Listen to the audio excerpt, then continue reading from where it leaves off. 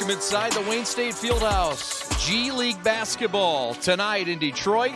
Glad to be with you. My name is Chad Bush alongside Reggie Butler.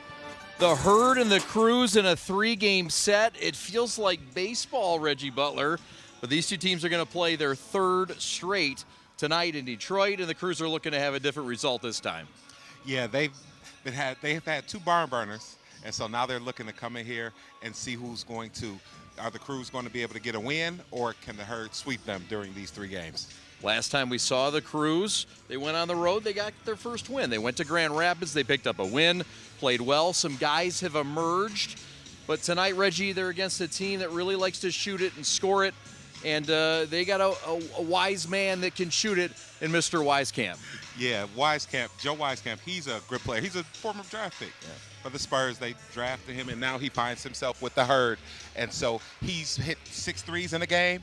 He's also gotten rebounded. He's had 3 blocks in the game as well. He's just an impact player for them. Yeah, Wieskamp, a guy that can really score it. It's part of their team. It's a team that really likes to launch in volume from distance, and the Crews will have to be up against it here tonight as you see Wieskamp there getting loose. Look, it's been a tough going. 2 of the losses for the Crews have been in overtime, a target overtime. One of those was on Saturday night, and they came back in their last time out and lost. But some big signs, Stanley Amude emerging, and also this guy that played at Syracuse with the last name of Boeheim starting to shoot the blood out of the basketball. That's helped offensively. Right. Being the son of a Hall of Fame coach, I'm sure that helps, but he's a great player.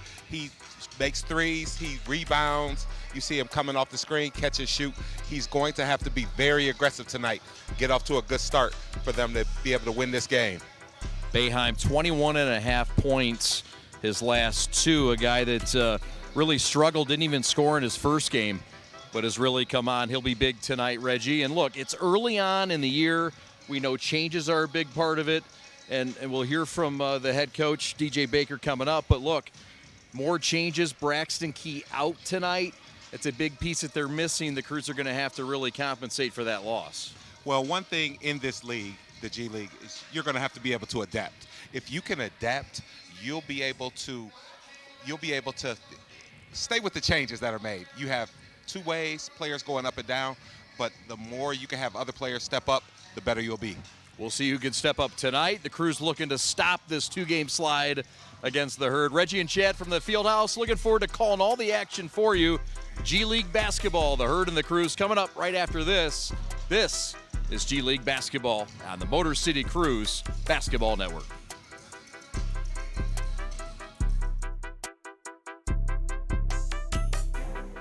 If you want to make it in this game. Welcome back to the Fieldhouse. Time now to get set to hear from the head coach of the Motor City Crews. DJ Baker joins us now and coming off a road trip and spent a lot of time in Oshkosh, Wisconsin. Yeah. A couple losses there, Coach. A tough road trip. One you went to overtime and lost. Some changes on the team. Let's start first with injuries in the point guard spot. And you've had to make adjustments early at that key position. Yeah. Losing Kiefer Sykes is a big deal. Obviously, he's our cornerstone piece. It's kind of like last year's Derek Walton a little bit, So, tough challenge. He's doing a great job with his rehab. It's a hamstring, so those take time. But it's a great opportunity for the next young guys to step up and give them a big opportunity earlier than anticipated. So, good opportunity for the young guys. So R.J. Nemhart was signed immediately after. You bring in R.J. He put up 30 points for you, I believe, on the road trip in one game. What does he bring to this offense? Yeah, I mean, first of all, he has experience, which is good. He played in this league last year. He's a 2-way for Cleveland. So really like his experience and what he's done in this league. But he's a dynamic scorer. He can handle it. He can play in the pick and roll. He can play off the ball. Like he's a versatile offensive player, but equally as much, he's a very good defender. Great length, good pick and roll defender. We're lucky to have got him for sure. This is game 6 already for the Crews, your second home game. I know it isn't the way you wanted to start, 1-4. It's not the way you started last year, but look, this is early on in the season. The team is still changing. What gives you the most optimism at this point of the season about this team despite the early losing? Yeah, I mean, this is the great challenge of this job in the G League is roster turnover. We have a lot of young talent that I'm really excited about. And this league is so competitive. It's so, they haven't played in a league like this before. So they're still learning the professional game, offensive and defensive concepts, and, just learning how hard you have to play to win in this league. So really, really happy with our staff, really happy with the guys, the film sessions, the work that they've been putting in, the individual work that they've been putting in. So, we're optimistic with the direction of where we're going with the group. You talk about the young guys, the rookies who are doing great things for you. Let's talk about it. Buddy Boeheim, averaging better than 20 points his last couple of games. He's got it going. And Stanley Amude, all he did was 30 points the last time out for your club. So you've got some young rookies paving the way offensively, and I'm sure in other areas too. Yeah. I mean, Buddy, he was kind of quiet the first 3 or 4 games, and then the last 2, he was, he exploded offensively. So, that was great. And then, and again, it's going to take time, for a number of these guys to learn, how do I get, my spacing? How do I get shots off? How do I play more efficiently offensively? So there's a lot of things that they're learning every game. The young guys are getting better, and they're learning something new, and then we try to get them to apply it to the next game. So we're proud of some of the things that Stanley and Buddy have done, and we're confident. Jules against Grand Rapids was terrific. So now it's just continue to get them better each and every game, and then get a game where they all do it together. You also have to replace your top player. Braxton Key is not with you. He's with the big club on the West Coast right now due to some injuries in your organization. Yeah. How do you backfill his defense and rebounding and even his scoring? Yeah, I mean, happy for him, that he gets a chance because he's playing terrific for us. He was guarding the best offensive player every night, and his defense was off the charts. His rebounding, his scoring, I mean, he was a huge part of what we were doing. So, good opportunity for him to get called up. And then same thing with our roster. We moved Stan to the 4. We put Jules into the starting lineup. So, I mean, it's another opportunity for these young guys to get an opportunity for more minutes to start, whatever it might be. And, next guy up mentality. This is a Herd team that you beat last year in your final game against them, but they beat you early on in this season, including 2 straight. Yeah. What is their team all about? And we know they put up a lot of threes, but they do a lot of other things very good too. Yeah, no, they a lot of times in a majority of their lineups, they play with 2 bigs, which is kind of rare in this league. So their rebounding and their second chance points were a big-time problem for us, specifically last game. So we're going to have to do a great job of handling their big bodies and doing a great job of rebounding, limiting their second shot attempts. And then they have a ton of one-on-one scorers, guys that really can create their own shot and attack. And they have Wieskamp, they have, Rob Edwards, Bone, who was in our organization. So they have a lot of guys that can play. Wigginton, who was with them last year. So it's just a monster offensively. And we got to do a great job of rebounding, limiting their second chance points, and then guarding the ball one-on-one. You led this team to the second best record in the G League a year ago. Best of luck getting them back on track tonight. And all the best tonight against the Herd in this 3-game set that you'll look to take care of here at home. Thanks for your time as always. For sure. Thank you so much. As DJ Baker, we're back to the field house for the start of tonight's game right after this. Let's go! In the NBA, what's happening next is happening now. We hunger for another shot. Let's eat. We got the Prowl, the Claw, Spider, and Tyrannosaurus Lou? Come on, really? Hey, DeMar, we got the kicks, right? Let's see. Oh.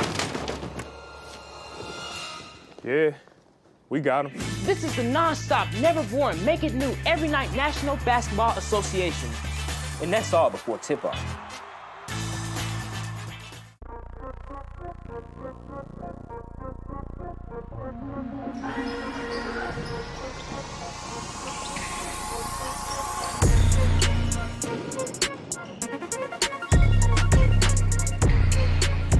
Back to Palmer with a finish. Ever foul.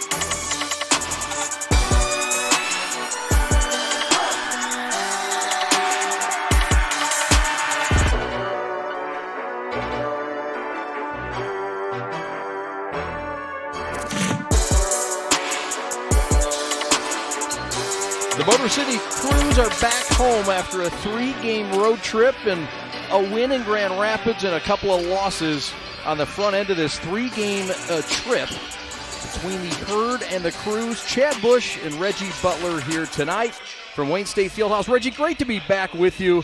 G League basketball on this Thursday night, getting ready for these two teams who last year met up early on in the season as well. And the Herd got the best of the Crews and spoiled their opening night party. It's a different cast of characters, but the same result so far early on through 2 games. Yeah, it is. With them playing 3 in a row, it's so unique. The Herd have had their number twice in a row.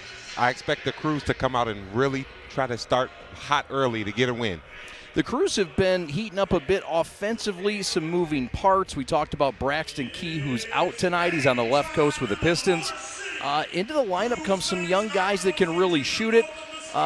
Stanley Amude's been a big part of what's gone right for the Crews on this trip. In the absence of the guy that they started this season with, the Crews all of a sudden without their point guard, Kiefer Sykes. And a guy like Amude's picked up the slack offensively. 30 points his last game out.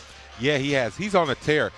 He's shooting the ball well. He's taking advantage of these minutes that have presented to him. You can't always dictate when your time will come, but he's sure stepping up.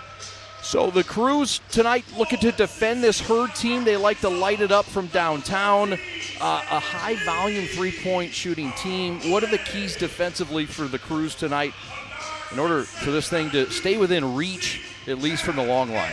Well, they're going to have to guard the three-point line and also win the boards. So they're going to want the Herd to play more in the middle, more in mid-range. They'll take away those threes that Wieskamp is going to shoot, and also the boards that Porter and other guys will get. All right, let's meet the starting lineups for these two teams, meeting for the 3rd time this year. They met 3 times last year. The Crews, one of the wins out of the 3 in this building, lost 2 early on in the showcase season. All right, R.J. Nemhart, the newest member of the Motor City Crews, was signed after the Kiefer Sykes hamstring injury. They expect Sykes to be out for an extended amount of time, maybe a month. So in comes R.J. Nemhart. All he does in his second game is go for 30 points. They'll look to see more of that tonight. Kyler Edwards into the starting lineup. The Houston rookie at that shooting guard spot. Stanley Amude, we talked about it, 30 points and 8 rebounds in the 137-112 loss to the Herd. Jules Bernard back in there, UCLA rookie, and Devontae Kaycock, the center who's been all the production, 11 and 9, a double-double machine, Mr. Kaycock. Rob Edwards, a guy for Cass Tech, leads the point for the Herd, a guy you know quite a bit about. Tell us about Rob Edwards. Oh, Rob Edwards, he's a power guard. He's big. Ever since he was back in high school around the corner at Cass Tech, he's been overpowering guards, but he's done a phenomenal job working on his skill, increasing his shooting and his ball handling. He's a pro. He sure is. Jordan Bone out of Tennessee is the other guard, and Elijah Hughes at one of the forward spots. Joe Westcamp is their top scorer at nearly 20 points a game out of Iowa, who was a second-round draft pick. And the fella in the middle, the big guy, is Ibu Boji out of Senegal, 7'1", 240, and we are underway in Detroit. Chad Bush, Reggie Butler, proud to be with you here for Crews basketball. Yep. Looking forward to a good game. I expect both teams to start out fast. The Herd looking to establish what they've done the last 2 games, and the Crews looking to get something started. And this is the guy, Reggie, that has not slowed down. Stanley Amude, the rookie out of Arkansas, and a guy who played at South Dakota, is the guy who gets the Crews on the board first. Sideline right 3, and the quick answer in the lead is down. That's Rob Edwards. Welcome back to Detroit, the former Cleveland State Viking and the Arizona State Sun Devil. 3-ball by Jules Bernard, his Pac-12 former rival, and the Crews take the lead back by a deuce. Nearly 1 minute gone by. Both teams off to hot starts. They're really coming out looking to establish tones.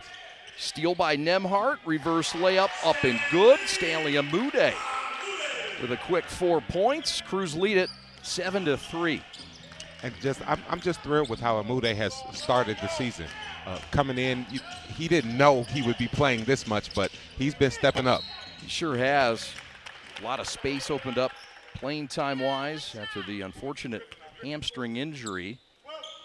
that is hamstrung, this Cruz team. Kiefer Sykes pulled his hamstring in the game that we called here on the prep. A 125-109 Bulls win over the Cruz. So being injured and playing just one game in one quarter, the Cruz have had to adjust, but that's what this league's really all about, Reg. Absolutely. This, as we mentioned in the open, this league is about adaptability. The more you can adapt, the better your season will go. Free throw off the mark, 7-3 is where we sit. Bone, the former Volunteer, back dead spot left, 3, no. Stick back is no good as well. Cruz getting physical for that rebound. Yeah, those are the ones they're going to have to get. One shot. The Herd are too good to give multiple attempts. Fadeaway mid-post floater, no good. Everybody avoiding the Ibu Baji 7'1", 240 frame. The Senegalian. Layup good, that's Jordan Bone out of Tennessee. 17 points his last time out. Yeah, he's electrifying. The way he pushes the ball, it's rare that people can go just as fast with the ball as without, and Boone is one of those guys. This is one of the hottest hands in the G League, Stanley Amude, and he drops a 17-footer like it's hot. 9-5, Cruz match their largest lead of 4. Yeah, Amude, he's done a good job, and it's also recognizing that he has a hot hand, being aggressive when you are hot, not shying away. That's it. No good from the right wing for Edwards. He went to University of Detroit Jesuit as well. He was a Catholic leaguer before he went to the DPSL's finest, the Green Guys. Cass Tech technicians who have all the smoke right now in high school football in Division I. I know you're a football guy. And being as local as we are, Cass Tech is really making a move. They got a showdown this weekend.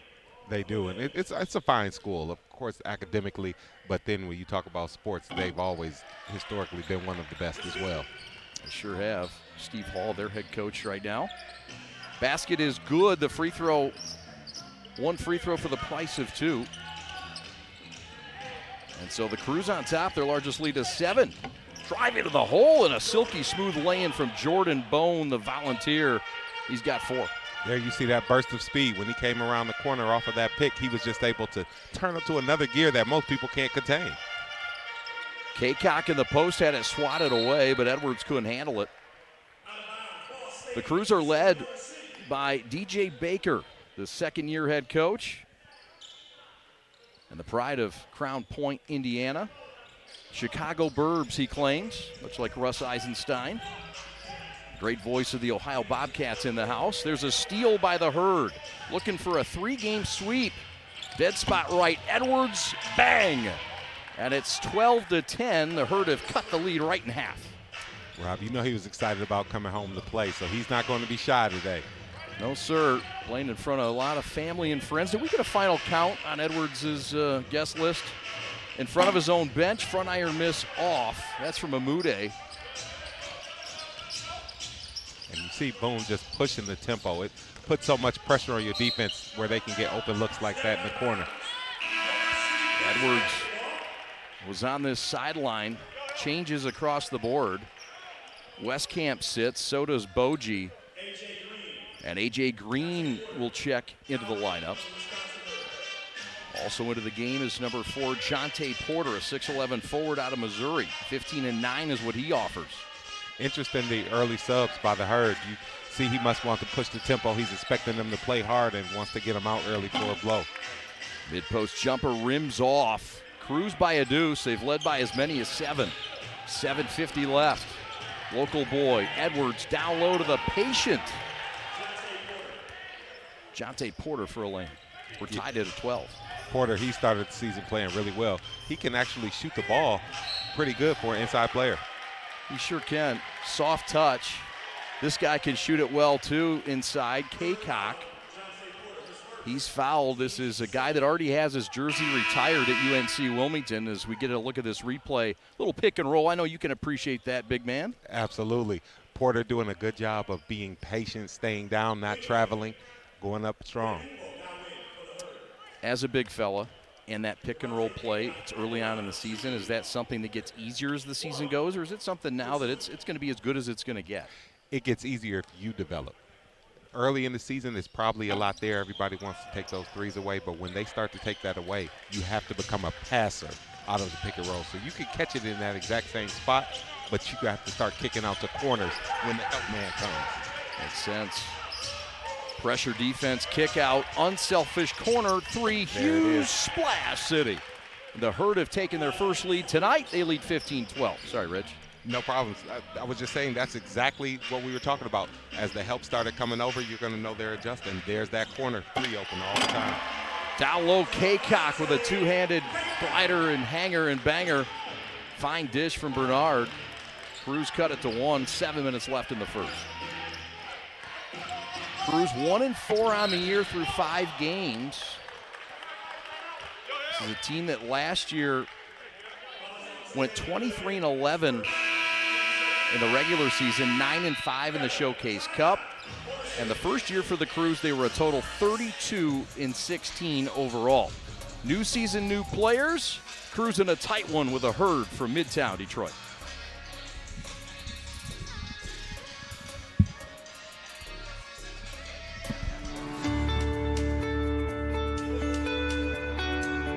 Hi folks, Dr. Joe here with Michigan Orthopedic Surgeons. We all know that our wives and daughters deserve special attention, but that's especially true when it comes to their knees. Do you know that females are at a 2 to 5 times risk compared to their male counterparts when it comes to blowing out their knees? It doesn't seem fair, but it's true. The reasons include the way females are made and the way they fire their muscles. But fortunately, there are injury prevention programs out there that can greatly decrease this risk of injury. And if you do know a female who blows out her ACL, don't despair. We have neat, innovative, minimally invasive ways to fix their knees and get them back onto the field. For more information, go to miorthosurgeons.com.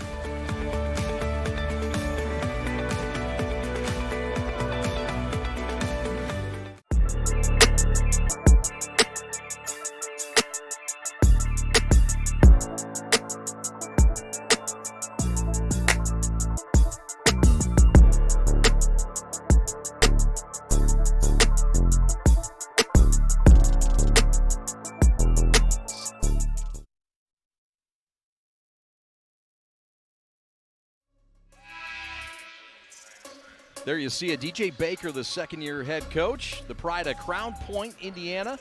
Northwest Indiana led this franchise last year, regular season 22-10, semifinal appearance. And a guy that's been with the Pistons organization 3 years before moving on to become the first ever bench boss of the Motor City Crews, new organization last year.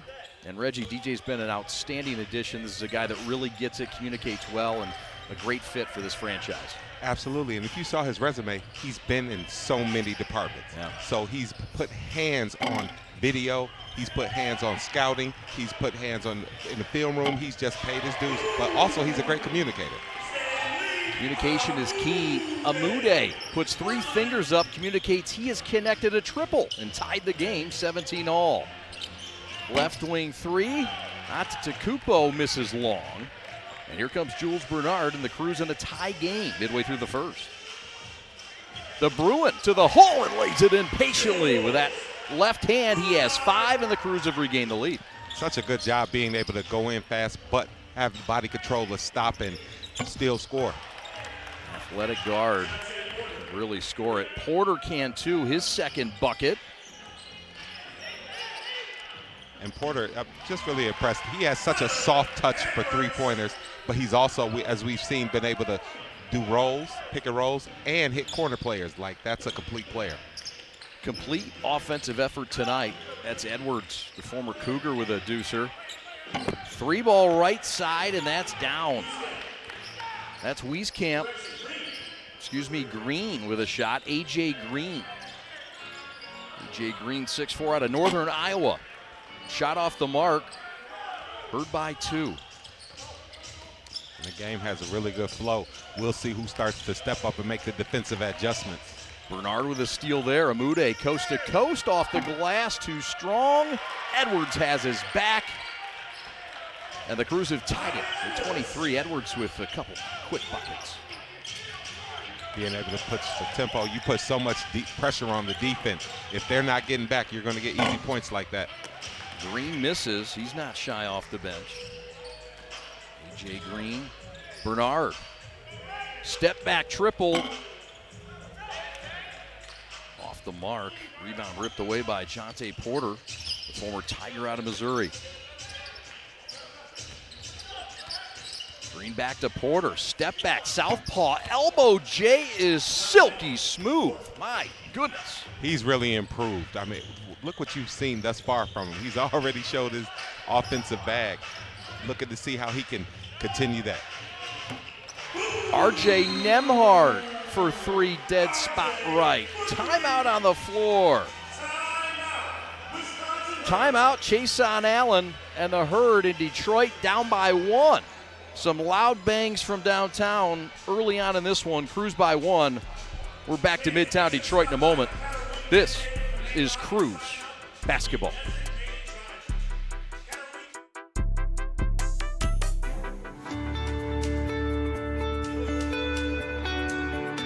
Hi folks, Dr. Joe here again with Michigan Orthopedic Surgeons. Everywhere you look this time of year, people are running, and that's a great thing because running is an excellent exercise, especially for your cardiovascular and musculoskeletal systems.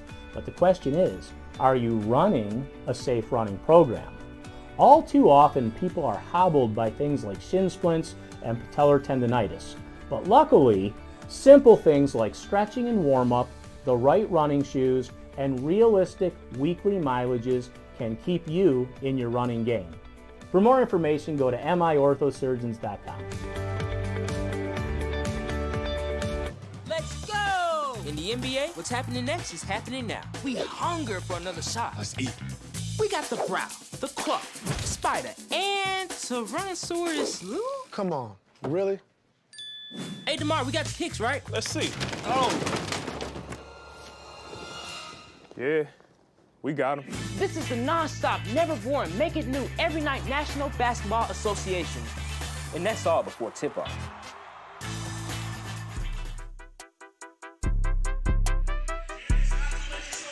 Well, this start very similar to game 1 between the Cruise and the Herd, a tight one that went to OT, second OT this season for the Cruise. They fell 135-133, and then Reggie, a loss, a big one, 25-point Cruise win in a game that they put up a lot of points. And they've done that a lot this year. These games, it's kind of a trend. Yeah, you'll see that these teams bring out the best in each other. They seem to hit shots against each other, and it's something that the flow just picks up. No team has really figured each other out. No, they haven't. So off the miss, here come the Cruise looking to build upon their 1-point lead. Substitutions, Buddy Boeheim has checked in for Motor City. So is Chandre Jones, kick out right corner, and Nembhard stepped on the sidelines. Out of bounds. Substitution for the Herd, as they have also checked in a couple of players. Lindell Wigington. Well, check that back. It's Alex Antetokounmpo into the ballgame. We saw his brother the last broadcast for the Windy City Bulls. There's a lost basketball. Check the Vaseline. Down the avenue. Kaycock to the hole. Counted and a foul. Good job keeping it. He saw who was backpedaling, protecting it. He just had the size advantage. Confidence from the point forward. Yep, you got to know who's backpedaling. If that's a big guy, maybe he wants to kick it to Nembhard coming up the left side. But once he saw it was green, it's like, hey, mouse in the house on this play. 11 points, 9 rebounds. This is a guy that's really been the centerpiece of the defense. Guy who went undrafted out of UNC Wilmington in 2019. Has an NBA championship ring with the Lakers from 2020 when he won that. Not a lot of guys can say that tonight. Yeah, he was just a rebounding machine in college, and it's got him respecting the NBA, and he's had a few stints thus far. Ball loose off the miss. Cruise by 3. They've led by as many as 7. Nembhard, the recent addition, played for the Cleveland Charge, and he plays a little bully ball here and gets busted against Wigington, the Canadian. He played on the Canadian national team. Good job by Wigington getting in front of him where Nembhard had to dislodge him. When you're defending like that and sort of having to sell yourself as a defender, versus plain and aggressive. What's the mindset there and which way to go? Well, as the defender, you want to get in front of his body where he has to either run you over or make an offensive sidestep. And that's what he did, and Nembhard chose to go with the physicality.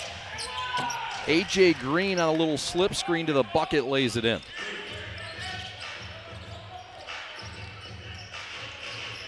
Jalen Johnson, the pride of Ypsilanti, is in for the Crews. R.J. Nembhard with it in the paint. Shot is short. You recall Nembhard went for that big game against the Crews last year, Reg. Yeah, he was on fire. Hitting threes, pushing it in transition. He played really well. 42 points in that game. 12 rebounds, my goodness. Got him a contract with the Crews. Chandre Jones with a bucket. Back the other way. Antetokounmpo with a slam and the harm. Yeah, there wasn't any rotation with Jones shooting the pull-up jumper. The backside was supposed to get back and protect the basket. This is Alex as we get a look at the confident Jones mid-post jumper. But you got to get back, Reggie. Yeah, and that you could say Jones could have gotten back, but I think Palmer on that opposite side should have ran across. I mean, it's a game of adjustments. You have to cross-switch if someone's shooting. Usually you're used to the point guard shooting threes. So when he went into the mid-range, it kind of threw things off. Alex is the youngest of the brothers. He's 6'8", 214, of course, out of Greece. 4 points, 4 rebounds, undrafted out of Spain in 2021. What a family. I mean, they've earned, you could say Giannis, the Giannis effect, but they've earned everything. I mean, you see out here, the younger brother, Alex, he's playing well. Just all of those brothers just have a unique ability. Blue collar, too. Absolutely. They're workers now. Bone down low in the post, and we've got a travel. And Chandre Jones, a little fella, coming over to guard the post. What's it like when a little fella's going against a big guy like you in the post? It depends. When you fight and compete the way Jones is, it causes you to travel and do something that you weren't. Some guys, smaller guys, they'll just concede and try to go for a steal. But when Jones fights like that, makes it difficult. They'll check Alex out of the ball game. Detroit with it in the tie game at 30 with 80 seconds left. Trayvon Palmer's in. Pride of Chicago State. Right corner three. Jones, no. And we've got contact, and Jalen Johnson and Boji going at it. And what's the call here? That's Catherine Chang on the call. And we'll take a look here. Look at the bottom left of your screen. Yeah, so he really had Jalen Johnson, and then when he didn't have a chance, he chose to take a dive. Senegal-born center. Ibou Badji, I-B-O-U. And sideline out of bounds, Cruz. That's one of the ones that people don't give the referees credit for. I know you like to ride referees all game, but they got that one right, and it could have been easily perceived to go the other way. Here's a quick whistle, and there's somebody in the stand saying, "Oh, that's a makeup call." It was a makeup call. So if that first call wasn't so good, was not so perfect, now is the time to do it. Yeah. However, it may not be the case. I'm just saying some may be. It's just how it works out sometimes. Ryan Terrell will check in a moment. Ripped down rebound by Milwaukee's own Trayvon Palmer. Jones back out. JJ for three. You betcha. 33-30. Crews take the lead in the final minute of the first quarter. And that's a matchup that Johnson can really take advantage of. With Baju being a guy who protects the rim, all of his pops, he should be out there open for threes. Foul on Palmer. Here comes Ryan Terrell, who collected his first professional points back the other night. Terrell out of Yeshiva University, where he averaged 27 points a game, 45% from downtown in an entire season. He can really shoot it. They're looking for him to come in and give them some perimeter shot making and space the floor. Bernard picks it. Terrell has it. Dead spot right three. Splash City! Terrell with a triple. And the Crews are up by 6 over the Herd. That's exactly what we were saying. Do what you do, young fella. L'Chaim, 35-30, Crews on top. 15 ticks left in the first.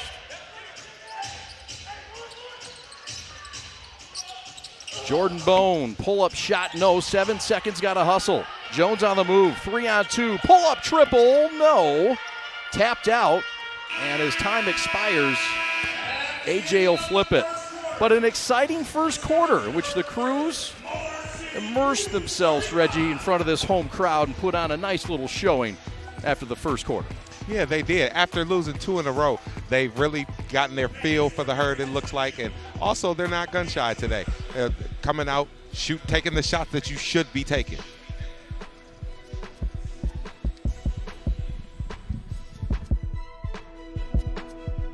Your dream, your drive, your grit, the heart and vision of every member of your team. We take it all, and from those threads of greatness, we weave a uniform of a champion. In many ways, our sport is just like yours.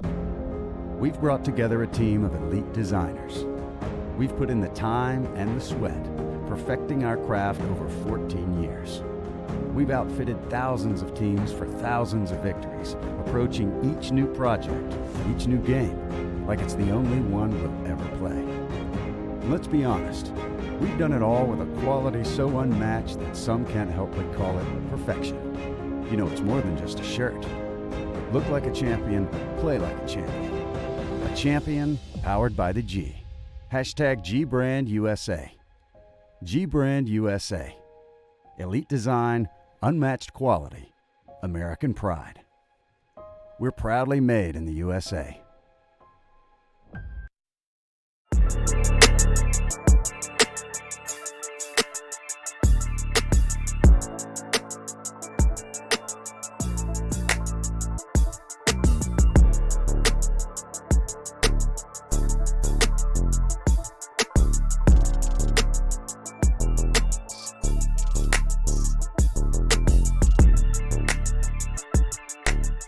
We like to do it before we go out on the weekend. We do. We do it every week. Whether we need to or not. We did it today. It was really dirty. My parents do it every day. Hey, kiddo! Do it every day with the Unlimited Club only at Jack's Car Wash. Protect your car from the hot summer sun, dust, dirt, and contaminants all summer long with the Jack's Unlimited Club. Join today, starting at just $22.99 a month.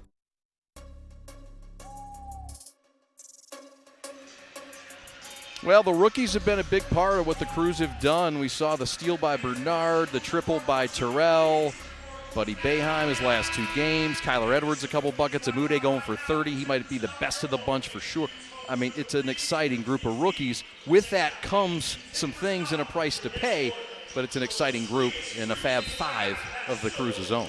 Absolutely, and what you'll have is rookies usually play better at home. Look how they've started. But this is a fine group. The Crews have really done a good job bringing in solid talent to replace last year's squad.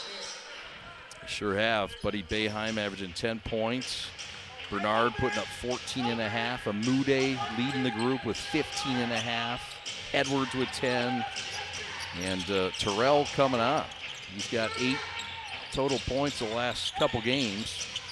He's got to defend Rob Edwards here. Kick out, left wing 3, Bone, bang. Yeah. 35-33. Good 2-man game between Edwards and Boone, just being able to penetrate and kick to each other. Jules Bernard, 5 points in the contest and a foul. Edwards didn't like it. He feels he got all ball, and maybe if Bernard doesn't fall down, they don't call it. But it's only you out there, so all eyes are on the referee, and it looks like it was a lot of ball. But when you fall down, and sometimes just plays like that get called. That's right. Little theatrics never hurts. JJ down the avenue, Glasser up and smooched off so softly. He's a tough matchup. I mean, because besides being such a big body, he can handle the ball. And then once he gets going downhill, he turns it's like he shifts from a guard to a big center within the same play. That's hard to match up with. And he's one of the veterans that adds that extra value outside of the stats. It's so important on a team with all these rookies, Reg. Absolutely. He was here, part of the good team last year, so his experience really means something. Big time. Bernard with it. 8 on the timer. High ball screen. Off ball to the hole, layup, count it. Jules Bernard with that hot first step. And the Crews had bumped the lead up to 6. Yeah, that was good ball movement. With the way everyone was cutting, it starts to open up driving lanes. Forget, too, Jalen Johnson won a Mr. Basketball in this state. He did. Back in 2014. Ypsilanti High School. Yes, sir. Long with a reverse. JJ with a rebound. 3-on-2. Terrell triple, not yet. Back out to Jones. And a reset. Unselfish ball there. Jones gives it up. Bernard. Bouncer off the glass. Scores it. Jules Bernard finishing with a purpose tonight. That shows you how strong you have to be. I mean, that was a power play by Bernard. Guy that's just 210 pounds, but really plays physical and finishes strongly. Bone pull-up jumper, got it. Yeah, good job by Boone getting to his spot and just raising up over the shorter defender. Jones, veteran off the bench, out there with the other 2 returning players. Palmer and Johnson, turnover here. Hurd had it blocked by Bernard. That was Hughes going up with it, the former Syracuse Orangeman. And it's going to create free throws. When in doubt, always go to the basket. Without going to the basket, you won't even have a chance to get to the line. So you put the pressure on the referees, the more aggressive you are. Hughes putting up 11 points, a former second round pick out of Syracuse in 2020. He started his career at East Carolina, former first team All-ACC back in 2020. And the Herd have several guys who spent time in the league. So you're going to find that's why they're so hard to beat. You're going to find they have a lot of experience, and they're looking to get back. All of their players know what it's like. Jalen Johnson with some not regular mustard, yellow, the spicy variety. Little turnover there for the vet. 4-point Crews lead. Yep, the kind that makes you maybe throw up that one play, and so which might make you sit down because there's some indigestion from that brown mustard. Correct. Oh, the spicy. That's my favorite. Little pastrami. I'm getting hungry, Reg. Yeah, me too. Hughes from the corner for 3. And a good job, Porter being a playmaker from that high post, whipping the ball from the elbow over to the corner. You like a big man assist. Bernard back out to Terrell, and he is fouled putting up the 3. So 1 shot for 3 points coming for number 7 out of Southern California, Ryan Terrell. I'm impressed. If you see the 3s he shot, his perimeter catches, he pump faked the one dribble, knocked it down. On this one, the ball comes over, and he just goes with the flow and shoots it. When you hesitate, maybe that gets blocked. But him going up to his regular shot, it caused the ball to be hit, his arm to be hit. That's right. Terrell picked up an endorsement this week for a yarmulke manufacturer. I awesome. Apologize for the name, but Ryan Terrell, playing in his 5th game, would be the first ever Orthodox Jewish player to be in the NBA if he is to make it there. Guy was drafted 27th in this year's G League draft. And he's making a difference tonight, 6 points. 8:20 left, Bernard with a crossover. Dish down low to Palmer, and he got that swatted maybe by 2 guys. Yeah, just a good backdoor cut, but they have rim protectors there. Boji started it, and he ends it with a free throw attempt coming. Nearly an and one for the Senegal-born center. Ibu Boji, and a nice look here by Jules Bernard. Yeah, it was, but those rim protectors there, I mean, it was a lot. He had Jalen Johnson up top, but he missed him, and you see Boji doing a good job of running the floor. Great look from A.J. Turner. Good assist, a better block, another nice assist, and we'll see if the big fella who put up 8 points, 8 rebounds against the Crews back on Tuesday night. He does splash here, so it's a 2-point game. Back and forth we go. 8 minutes to go in the second quarter. Chad Bush and Reggie Butler here with you. Triple time for Jalen Johnson. Back to that matchup. I think he has an advantage. I think you have something there with him against Boji. Just the ball handling that Johnson has and also the way he can shoot. Second triple of the night off the mark. Jalen wins out 3-on-3 with Jalen leading the break. Former Mr. Basketball in Michigan trying to pull a little Magic Johnson out there. Right wing three, air ball. And Wieskamp lays it in. Good job by Boji, just coming and running the floor and getting that block.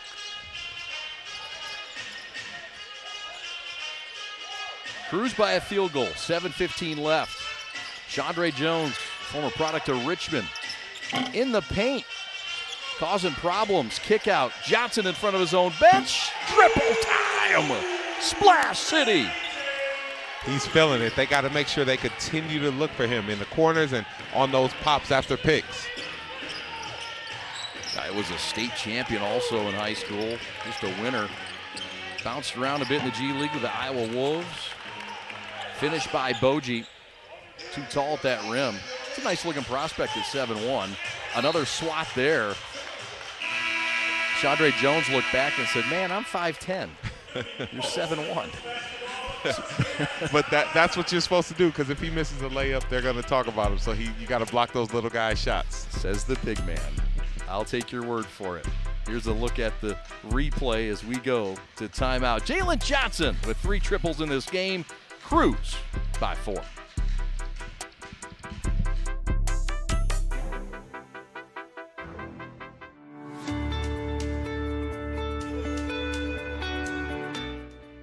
Hi folks, Dr. Joe here again with Michigan Orthopedic Surgeons. Did you know that kids are not little adults when it comes to sports injuries? That's because of something called the growth plate. Growth plates exist all over the human body in our growing athletes. They're actually little cartilage discs that exist at the end of all the long bones. It's simply where a kid grows. The problem is that the growth plate can be the weak link. What might be a sprain, a strain, or a tear in an adult when they hurt themselves can actually be a growth plate fracture in a kid. So it's important, if your kid has hurt themselves and they're not using their arm or they're not able to put weight on a leg, come see one of us, get an x-ray, and make sure it's not a growth plate fracture. For more information, go to miorthosurgeons.com.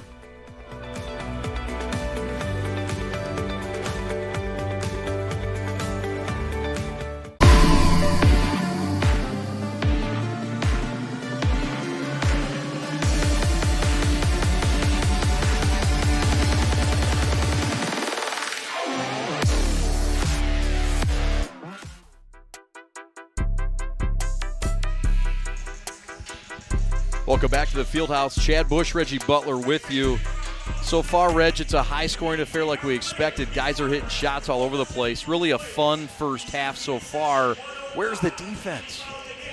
Well, it's the dynamics of the team. It's not like they're trying, but, for example, the Herd have rim protectors in there, and you see Jalen Johnson popping out for threes. So it's a contrast of style that's really creating these points. Points coming from a plethora of cruisers.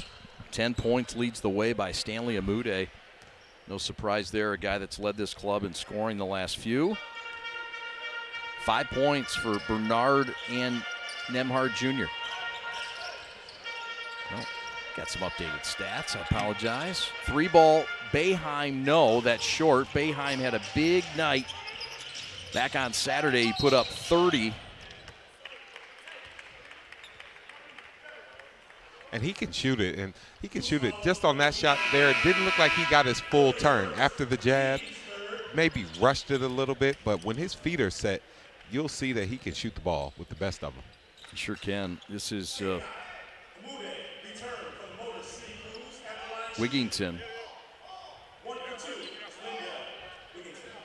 Wigington is a guy that played his college ball at Iowa State. Played his last stop for the Hamilton Honey Badgers before coming to this organization.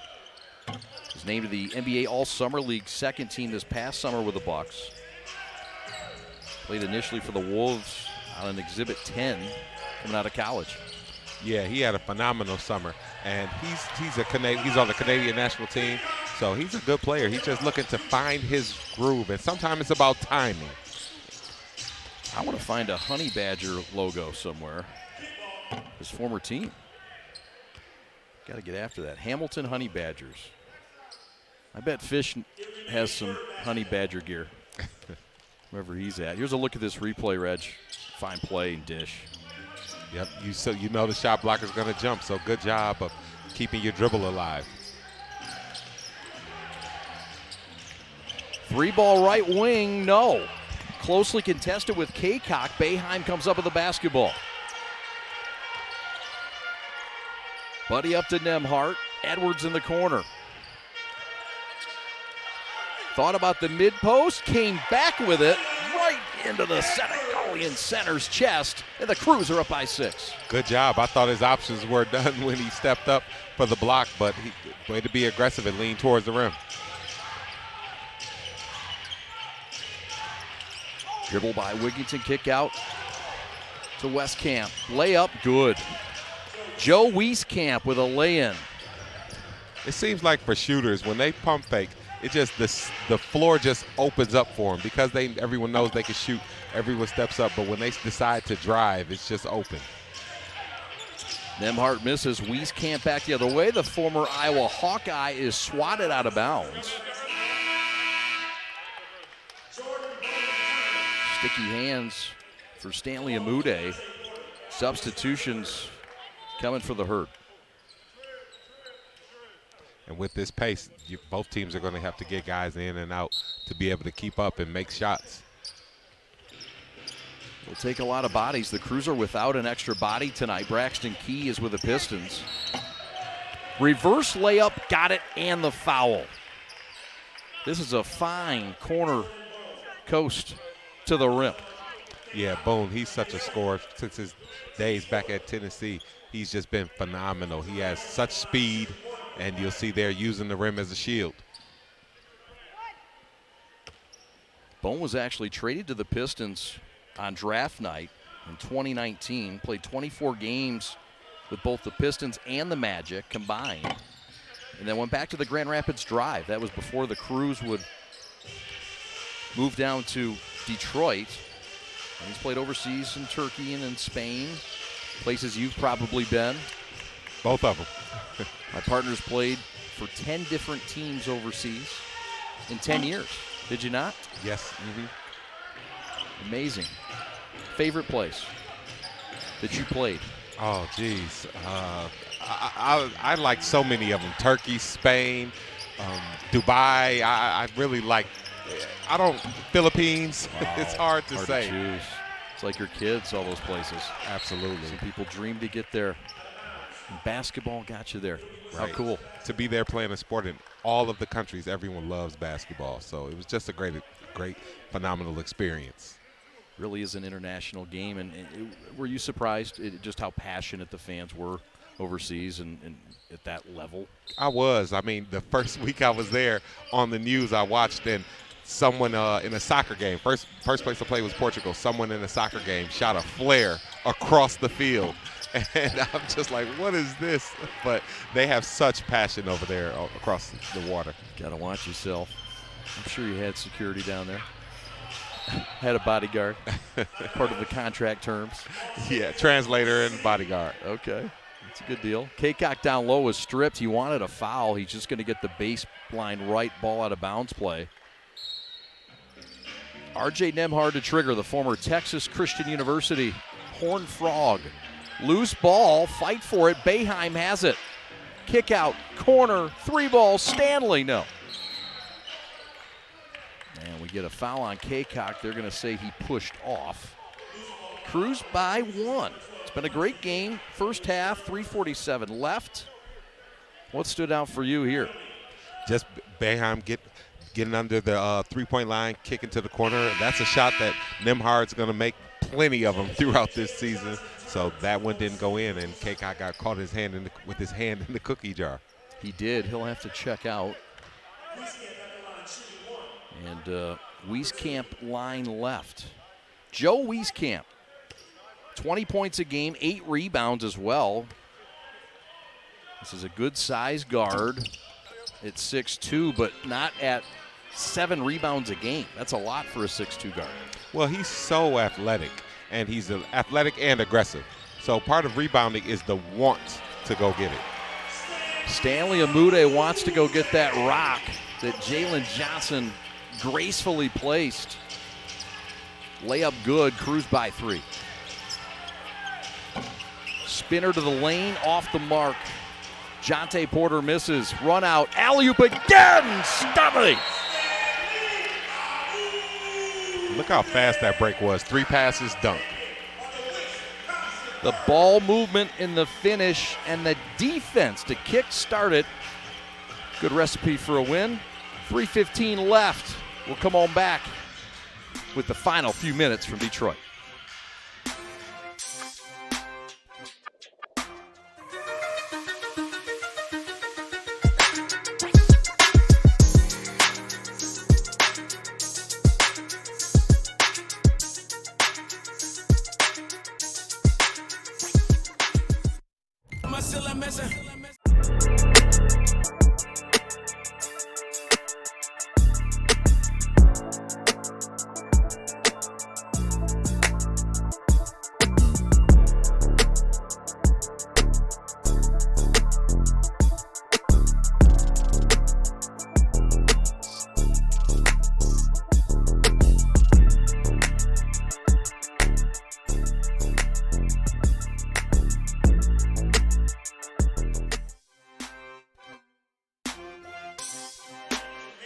Crews with a big night offensively. A lot of fans enjoying this one. Hey, there's my neighbor. I'm not kidding. He lives 4 doors down from me. And there's my other neighbor. All right. It's neighbor night. I didn't know they were here. What a great night to be here. And of course, the support from the community that the Crews have received and gotten. Ryan Terrell has brought a lot of this positive attention, publicity. And he's a good teammate. He's not just a story and a name, but this guy's a good teammate and a great basketball player. Absolutely. He's just scoring points on all fronts between actually the fact that he could play and also how good of a teammate he is supporting everyone. Sure is. Right wing three's good. And so Hurd not going away. The threes have been a fallen. How about the Crews? 7 of 12. That's 58%.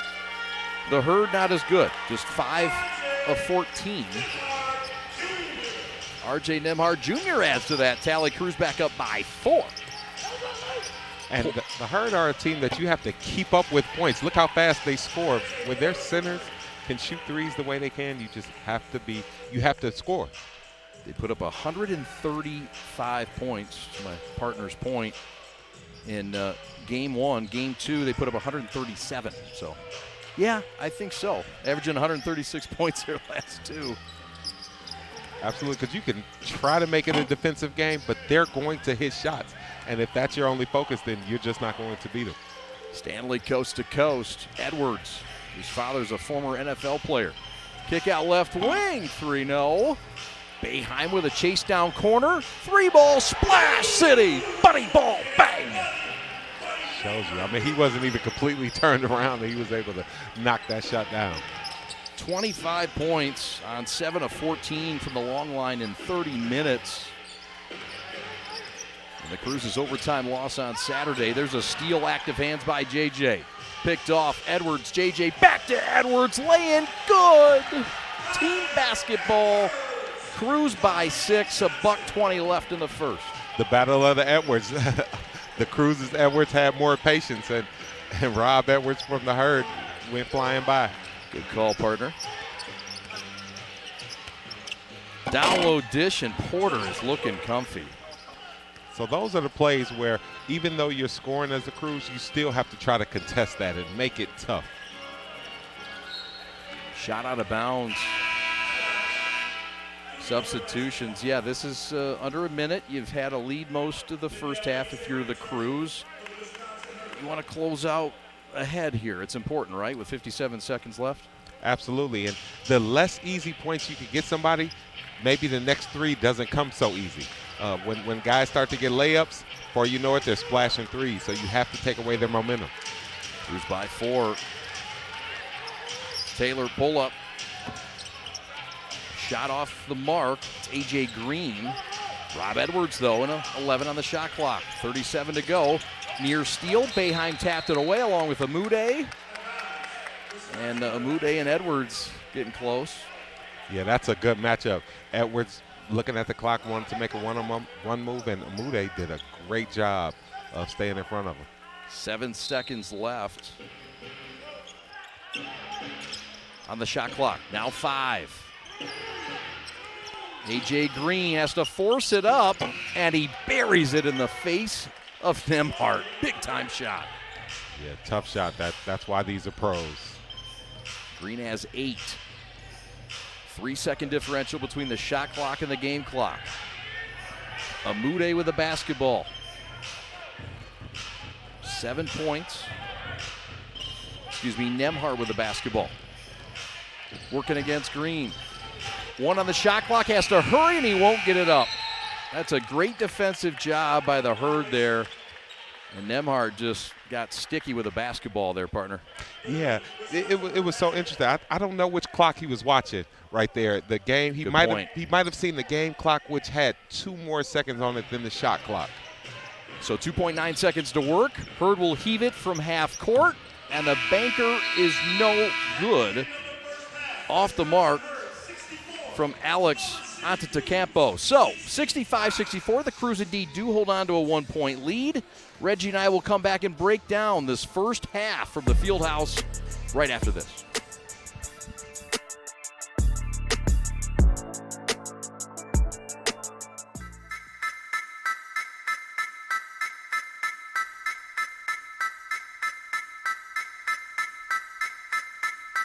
They say that this is a game of inches, but I disagree.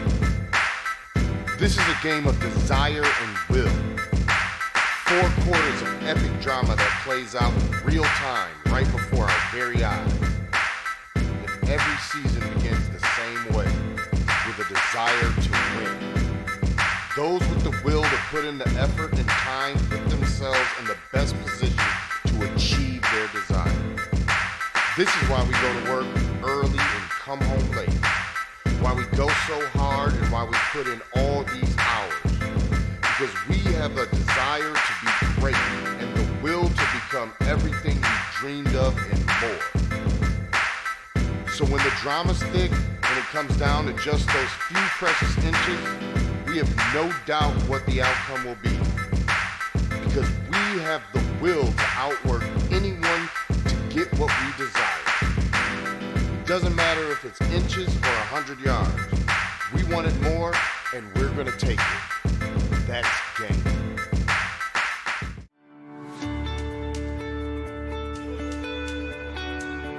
Hi folks, Dr. Joe here with Michigan Orthopedic Surgeons. We all know that our wives and daughters deserve special attention, but that's especially true when it comes to their knees.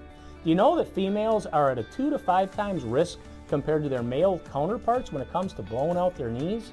It doesn't seem fair, but it's true. The reasons include the way females are made and the way they fire their muscles. But fortunately, there are injury prevention programs out there that can greatly decrease this risk of injury. And if you do know a female who blows out her ACL, don't despair. We have neat, innovative, minimally invasive ways to fix their knees and get them back onto the field. For more information, go to miorthosurgeons.com.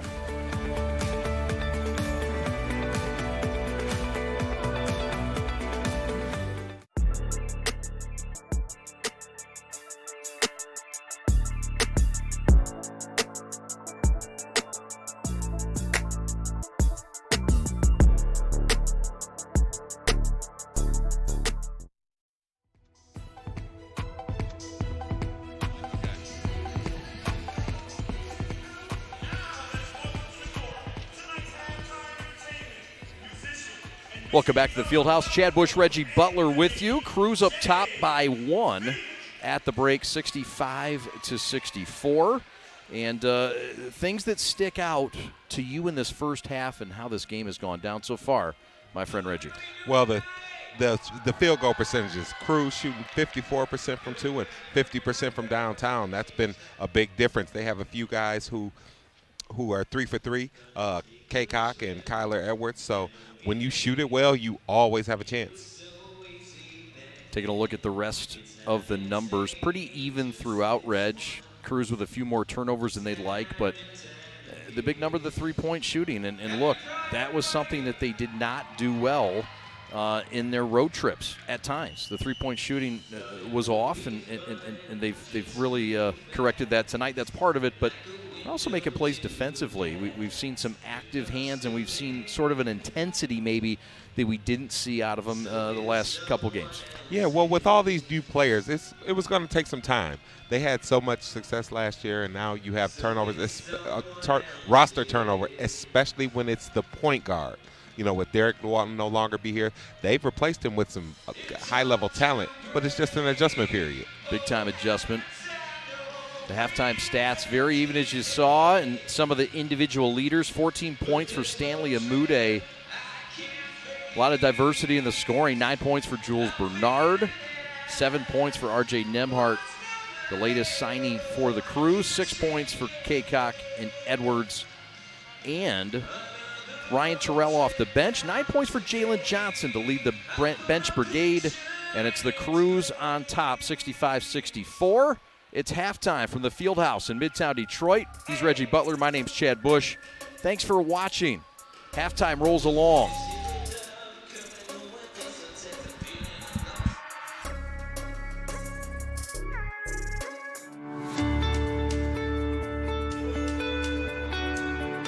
Hi folks, Dr. Joe here again with Michigan Orthopedic Surgeons. Everywhere you look this time of year, people are running, and that's a great thing because running is an excellent exercise, especially for your cardiovascular and musculoskeletal systems. But the question is, are you running a safe running program? All too often, people are hobbled by things like shin splints and patellar tendonitis. But luckily, simple things like stretching and warm-up, the right running shoes, and realistic weekly mileages can keep you in your running game. For more information, go to miorthosurgeons.com. We like to do it before we go out on the weekend. We do. We do it every week. Whether we need to or not. We did it today. It was really dirty. My parents do it every day. Hey, kiddo. Do it every day with the Unlimited Club only at Jack's Car Wash. Protect your car from the hot summer sun, dust, dirt, and contaminants all summer long with the Jack's Unlimited Club. Join today, starting at just $22.99 a month. We begin with your dream, your drive, your grit, the heart and vision of every member of your team. We take it all, and from those threads of greatness, we weave a uniform of a champion. In many ways, our sport is just like yours. We've brought together a team of elite designers. We've put in the time and the sweat, perfecting our craft over 14 years. We've outfitted thousands of teams for thousands of victories, approaching each new project, each new game, like it's the only one we'll ever play. And let's be honest, we've done it all with a quality so unmatched that some can't help but call it perfection. You know, it's more than just a shirt. Look like a champion, play like a champion. A champion powered by the G. Hashtag GBrandUSA. GBrandUSA. Elite design, unmatched quality, American pride. We're proudly made in the USA. Let's go! In the NBA, what's happening next is happening now. We hunger for another shot. Let's eat. We got the Brow, the Cluck, Spider, and Tyrannosaurus Lou? Come on, really? Hey, DeMar, we got the kicks, right? Let's see. Oh. Yeah, we got them. This is the non-stop, never boring, make it new every night National Basketball Association. And that's all before tip-off.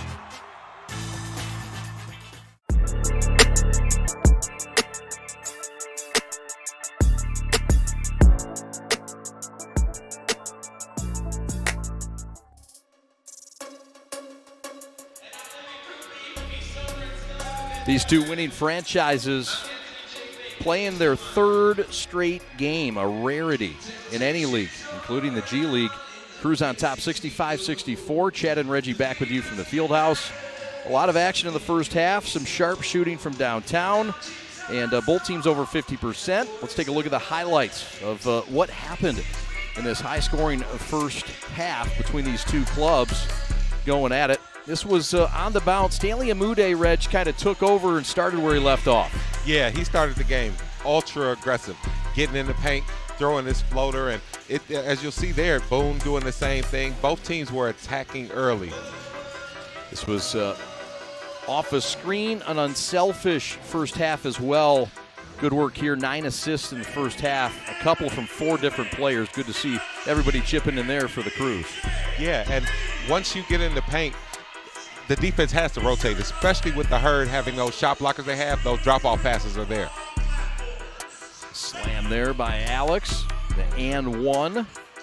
Bernard was quick to the rim and aggressive as usual. He did some great things offensively for this team and defensively. Yeah, he's a strong guard. I mean, once he gets going downhill, he's going to really take you for a ride on the way to the rim. And also, as you mentioned, defensively, he gets his body in your way. He does. Cruz some steals in that half. Jalen Johnson with 3 triples. He was big off the pine, adding leadership, adding points, and doing it again here, Reggie. Yeah, I thought that this was going to be a good matchup for him with Porter, who's a little bit slower of foot, or Baji, who's a natural rim protector. If he could hit some threes, I felt that he could take advantage. Bone with a reverser there. He led the way, 13 points in the first half for the Herd. And little alley-oop, the unselfishness and the recognition. Textbook fast break. That's the way coaches draw it up. Pass, 1 pass, 2 pass, layup, or dunk in that case. Porter, the big fella, showed he could step out, and he had 13 points. Or excuse me, Porter had 9 points. A couple of them there, little in, little out. You got a big man that can do that, which happens a lot in this league now. Yeah, I was really impressed with Porter, the way he scored inside, the way he hit jump shots, but also his passing from when he could pass on his short rolls and also the passes he was able to throw from the elbows. That last shot was made by A.J. Green, former UNI Panther, and recent send-down by the Bucks. All right, 65-64. We're coming back with second half action from the field house right after this.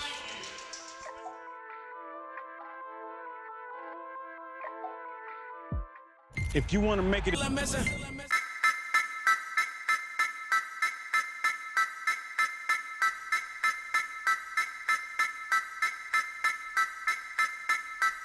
say that this is a game of inches, but I disagree. This is a game of desire and will. 4 quarters of epic drama that plays out in real time right before our very eyes. If every season begins the same way, with a desire to win. Those with the will to put in the effort and time put themselves in the best position to achieve their desire. This is why we go to work early and come home late. Why we go so hard and why we put in all these hours. Because we have a desire to be great and the will to become everything we dreamed of and more. So when the drama's thick, when it comes down to just those few precious inches, we have no doubt what the outcome will be. Because we have the will to outwork anyone to get what we desire. It doesn't matter if it's inches or 100 yards. We want it more, and we're going to take it. That's game.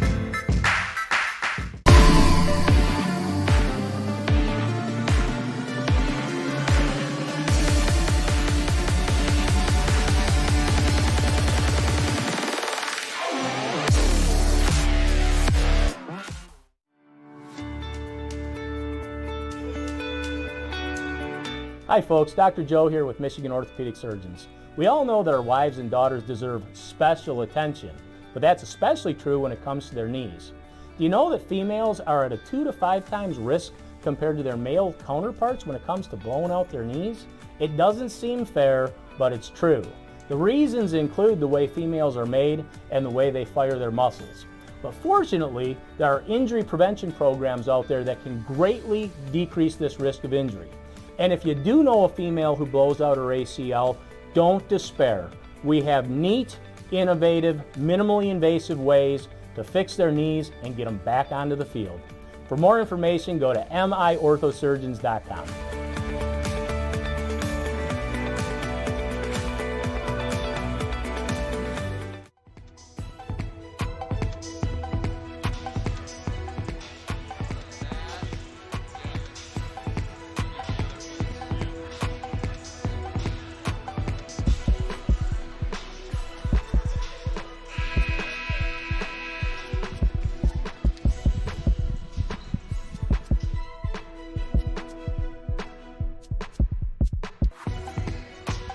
Crews in the Herd playing for the third time already this year. It's just the sixth game for the Crews. It's the seventh for the Herd. Herd come in 3-3. The Crews 1-4, but showing promises. And DJ Baker said, look, we're doing a lot of adjustments. We're making these young guys, step up and becoming leaders, but it's difficult to do when you're on the road, you're changing places, and you're playing the same team again, too. These guys trying to come to life and come of age here today. Yeah, everything Coach said is spot on, but it's part of the hardening, especially them being aware of it. If the players could be aware, hey, for the next 10 days, we got this team. We'll have Braxton Keys gone. We'll have some other dynamics that are changing. Kiefer Sykes isn't here. I think it helps them in the long run. Yeah. TJ thinks this team is just going to blossom just fine. They just need a little time. Folks forget that last year's club, the one that compiled 32 wins, had a lot of veterans on it. They're no longer on this club, including their core three. So here we go, second half. Rob Edwards, pride of Detroit, with a basketball. Turner, pass, picked off. Big fella. Baji threw it away. And you see the difference. Even though Baji had the right intentions, he couldn't make the pass that Porter could make earlier. Whistle and a 3-second violation. Crews had 14 points in that first half from Stanley Amude. Sharp 5 of 9. He did it, too, without the triple. Just one triple out of those points, and Amude does so much. Folks think, well, it's a triple 3D guy. No, he can drive, too. Yeah, Amude, he has a little bit of an old school game. He can really play at all three levels. Splashes here. Free throws is something the Crews have been very good at. Top 5 in the league so far. 3 out of 4 tonight. Crews by 2. After this one, the Crews will head to Cleveland and take on the Charge on Saturday. Cross-post pass is picked from Nembhard to Kaycock. Green has it high in the right. And Nembhard right there. If he kind of shoots that mid-range pull-up that other players have been shooting, he might be able to catch Baji in the middle. Gives up the shot, does Green, for the betterment of the hometown kid. Rob Edwards for 3 in the corner. Herd regained the lead. He thought he was at his Cass Tech days, and it was just like a layup for him. A Green guy for life. And he's wearing that green again here. Top side, Bernard triple no, tapped out, got his own miss. Kaycock down low, finishes. Kaycock has great awareness. I mean, you don't get that many rebounds in college. I think he averaged 13 rebounds his senior year. You don't get that many rebounds if you don't know where the ball is at. Guy that led the NCAA in rebounding out of UNC Wilmington. 13.5 rebounds, as my partner said, his senior year. You got to finish, though, and at 6'7", he is a bit undersized. But a strong finish there. You can finish and be undersized, right? You can be a good finisher and undersized. What does it take? It takes angles. If you're undersized, your angles have to be perfect. You have to be able to square your shoulders to where somebody has to go through you to block your shot. You can't kind of run over guys how he sort of did. You have to have a little bit of agility to be able to sidestep and get that shoulder on the side of him. So it's it's a fine technique, but the better your angles are, the more you can score over taller players. Yeah. Geometry and angles. Well, I can't do it anyway. I'd be in trouble if I rely on the geometry. Edwards again for three. No. And we've got a Jalen Johnson slap-away foul against the big guy, fighting for his life. 6'8" against 7'1". 7'1", 240. Ibu Baji. And it's interesting, with all the threes being shot, that probably wouldn't have been a foul because it wouldn't have been in contention, but with the long rebounds, Baji just fighting for the ball is causing fouls to be called. Long arms for Bernard, a handful for the Herd all night. That's his third steal. Crews up 1, 10 minutes left in the third. Nembhard wants a screen left, he gets it. Mid-post jumper, no. Tap back, JJ, a second time. No, but he got hacked, and he'll shoot one to get 2. That's the one Nembhard has to take, though. When I mentioned that he over-penetrated the time before, if he can shoot that right outside the dotted right there, it puts Baji in a bad spot. He has to make a decision. Do I take that extra step up to Nembhard, which opens up the backside rebounding, or the lob or whatever? So Nembhard has to be sure that, know who's in the game. If Porter was in the game, that's different. You could go a little bit further. But with Baji, you have to make the adjustments and shoot that floater. That's a good point. How much do these teams focus on the other team and scouting and knowing other players at this level? Well, they do it every day. They do it every day, but it's so different from college because you don't have 3 and 4 days in between games to prepare. So absolutely, do they watch film? And Coach Baker is telling them exactly what these guys are going to do, but you just played somebody else a day ago, 36 hours ago. Jules Bernard's a junkyard dog, grabbing balls and sticking them back in. Crews have reached 70. Bernard has been sticky over the glass. Yeah, he's a strong guard.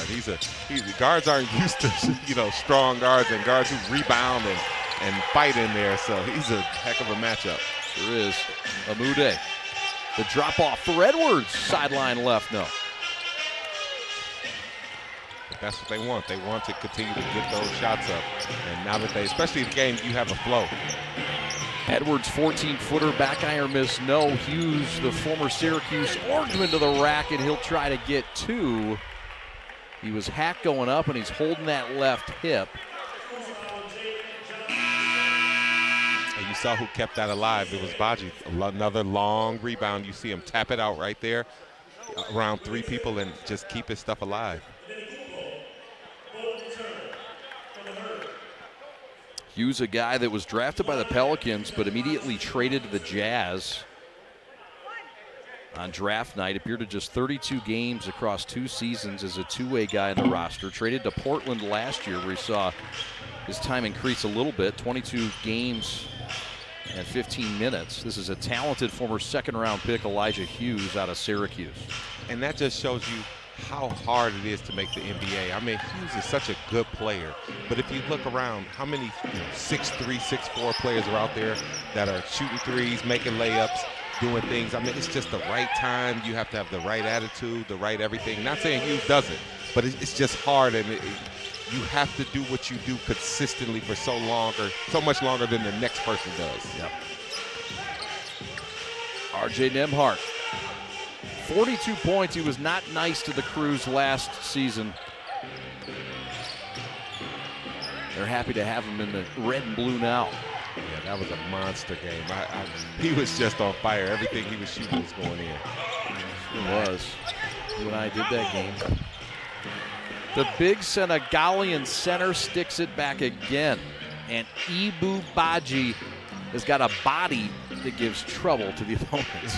Yeah, and when you got a big guy who's being active like that, it makes it hard. Like, they're really going to have to get Jalen some touches outside on the perimeter to maybe be able to even out Baji's impact on the inside, allow Jalen Johnson to attack him on the outside.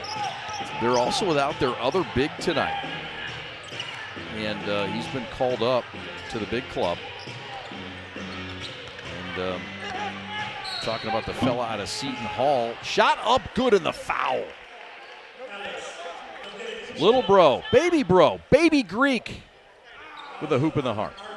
He didn't look like a baby on that one. So going strong and being able to fight through the contact and still put it up on the rim. Little baby Greek with some extra dressing there. Antetokounmpo now with 5 points in this game. The Detroiter Edwards will sit for the visiting Herd. Nembhard will sit for the Crews. Buddy Boeheim back into the ballgame for the Motor City Crews along with Chandre Jones. Shot up, count it, and the foul. Stanley with his first points of the second half. It took a few minutes, but he made him count there with a bonus. He's so strong. I mean, coming off that's so hard to stop. Going downhill. Hughes had pretty good position until he reached. Timeout on the floor, just under 7 to go in the third. Back and forth, 9 lead changes. Come on back, won't you? Crews basketball.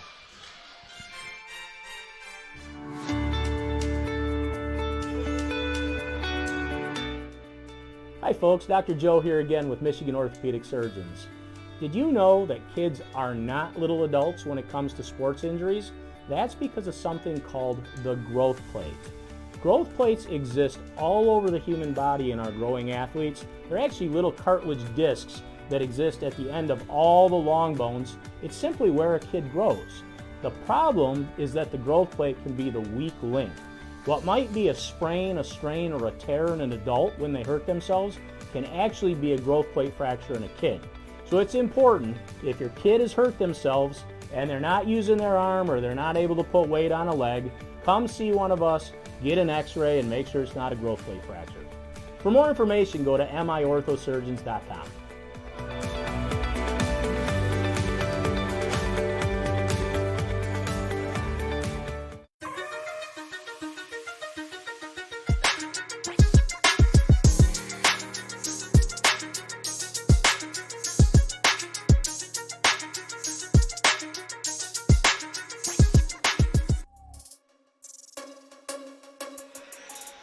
The leaders of the Crews are not all with us tonight, but two of those three guys are, and they're making a big impact, Reg. Yeah, they are. The way that they're going to I'm very impressed. The way that they're going to the basket strong, also shooting mid-range shots. They're playing well, and that's the reason why the Crews are doing well tonight.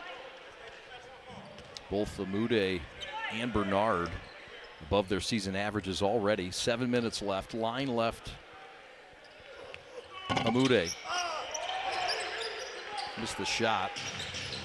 You know, he wishes he could have that one back inside out, going in and out, but they're going to both have to continue to step up with Key being out. Trayvon Palmer is also checked in for the Crews, one of 3 returning players. Wigington, mid-post, no. JJ clears. Good job of the Crews. They formed a wall there, and everybody jumping up. I don't know what game I recently saw. I think it was the Boston game where a guy was on defense and they're standing under the basket and just jumps up every time a guy shoots a 3. Yes, I think you're right. That's who it was. Saw that. Short shot missed. Here come the Herd. +2 with 6 left in the third. Porter down low. The former Tiger of Missouri has it blocked by Trayvon Palmer. Got knocked in the noggin for it. Back to Stanley. Hot potato pass to the corner to Boeheim. JJ back to the rookie. Back to the vet. 2-man game. JJ with a reverse. No. Everybody trying to take advantage of their mismatches. They might have to start. You have to understand when it's time to run something and when it's time to just freely play. 3-ball Porter. 15 points now to lead all scorers for the Herd. Doing it in just 11 minutes. Amude comes right back and answers. Crews back within 3, 5:20 left in the third. Yeah, that's hard for Hughes to stop that. Amude is just too big and too strong going downhill. Alex No from the corner, and we got a foul, and I think it's on Boeheim with a box out. No, I'll take that back. Apologize. They're going to get Porter with the foul. Boeheim fighting. Boeheim fighting. Sorry, partner. That's right. Yep, no worries. When you fight and get in a guy's legs and get in his way, it forces him to dislodge you. And as a coach's son, of course, the Hall of Famer Jim Boeheim has taught him, you better get a body on somebody.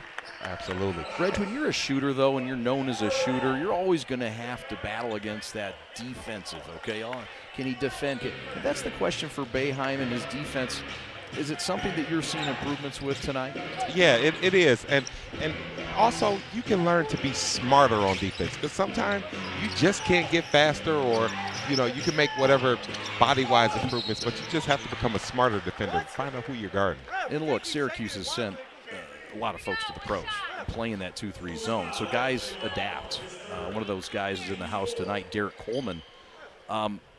Is a guy that's in the 2-3 and also questioned defensively. How hard is it for him now to adjust to the pro game overall defensively, let alone with the new man-to-man? Well, he's going to have to lock in at practice. So you can't wait to the game to learn it. So every day at practice, he has to continue to improve himself. He has to watch a lot of film, because in that zone, it's containment. Sure. Containment of your area, but man-to-man, you're chasing guys off screens. When in the zone, you are passing guys off. So he has to, it's the mental part of the game right now for him to learn how to play better defense per se. That's right. Herd right now enjoying their largest lead. They're up by 5 with under 5 to go in the third. And we got a whistle here. Rob Edwards is going to check back into the game. There's a discussion going on by Chason Allen, a guy that played professionally after he left Northeastern University and graduated. Fine university out of Boston. And he began coaching shortly after, bounced around the G League a bit as an assistant. Had a year as an assistant with a Herd 19 and 20, and then came back for the head coach role at the end of 2021. Free throw jumper fouled. And Chandre Jones will go line left and look to cut this lead right in half. Good job by Jones, feeling that the defender was pursuing and just stopping and popping.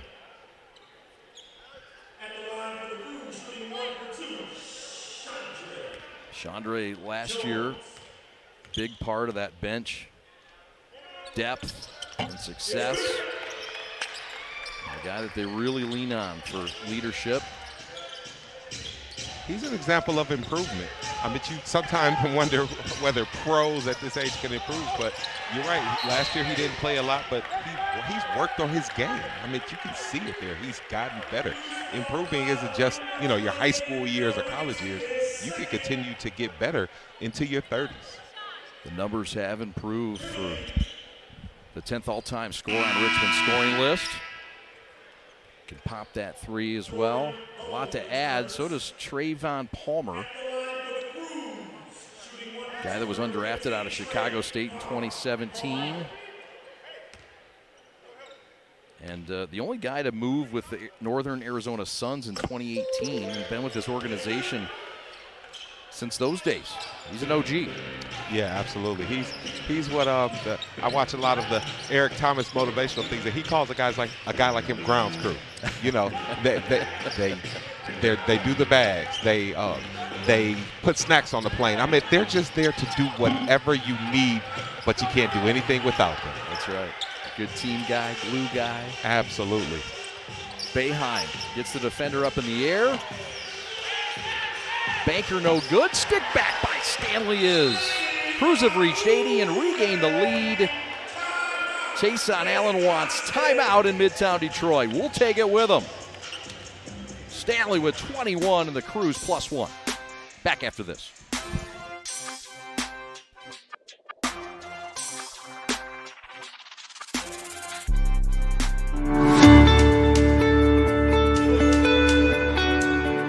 Hi folks, Dr. Joe here again with Michigan Orthopedic Surgeons. Everywhere you look this time of year, people are running, and that's a great thing because running is an excellent exercise, especially for your cardiovascular and musculoskeletal systems. But the question is, are you running a safe running program?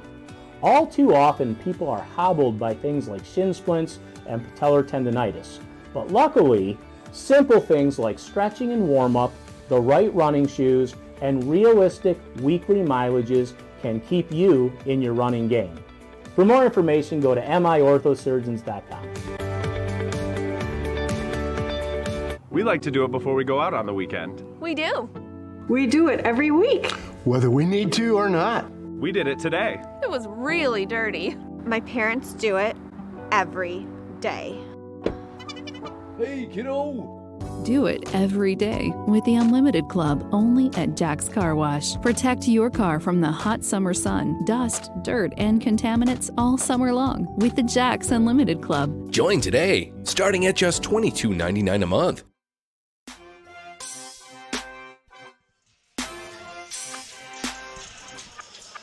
Chad and Reggie back with you from the field house on the campus of Wayne State University. Get a look at DJ Baker. That's with 2 Ks. And Baker's club tonight competing, trying to break this skid. They've lost, 4 or 5 to start the year.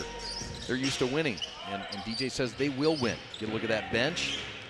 It's a great bench out there. Give his assistants a shout out. Brian Boyle, Marcus Stout, and Dylan Noel. Yeah, those are a quality group of coaches. A good mix, former players, guys who know the game, and besides that, they're great player developers as well. So Marcus Stout, he's developed so many players here in the Michigan area. There's not many young guys who haven't come through his development program. Boeheim for 3-0. Marcus Stout, very good player development fella from right here in Detroit. That's going to go on Bone. There's a foul. It's a loose ball foul. So the Crews will shoot a technical now. Is there a technical call? Yeah, I think he held on. He didn't want to let it go. So as you have to let the referees get down court. What they don't want is people barking at them while they're running down to the other end. They want you to get over it. Officials are getting short leash sometimes. They're humans, right? Absolutely. They've heard enough. Absolutely. It's part of the game, though. You have to understand, just like you have to know your opponent, you have to know the referees. That's right. Herd basketball. Herd trying to win their 3rd straight game. All against the Crews. They were coming off back-to-back losses against Cleveland on the 9th and 10th of this month. Long 3, bang, count it. And that's a guy that can really stroke it. That's the former 2-time Valley Player of the Year. Yeah, and it's interesting. You have to learn him. He can even shoot him flat foot. So he's caught it a few times where shots that you're like, no, he's not going to shoot that. And yes, he is going to shoot that. So he has a good raise up, so you have to guard him. Sure does. Amude has to wait for the patient rim bounce. It's unkind. Stolen away. Boeheim with some defensive statements tonight. Chandre Jones for 3-0. Bone quickly ahead to Edwards. Dead spot right over Boeheim, short. Some short offensive sets here, Reg. Yeah, Edwards isn't shy. He just got the pull-up block, and then he comes down and shoots another. If he feels he has the matchup, basketball's about feel. Sometimes you have to just understand when to penetrate and when to pull up. Edwards pretty sharp, 5 and 9 tonight. Topside triple, Chandre no. And the clear out. And the run out. Foul by Palmer. It's that active big Jonte Porter. 15 and 9 a game. And he'll get rewarded here, Reg, with his hustle.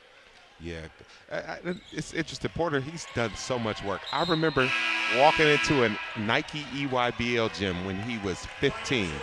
And you walk into the big Pacers field house down there, and there was this big body kid over there playing with Mocan, I think it was. Sure.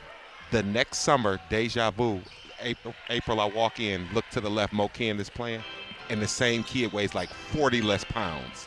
So, he's just been a player who's been in his brother's shadow a little bit, but has played his way out of that and is forming his own name. Jules Bernard to the hole, just off. Been a lot of his offense tonight attacking that way.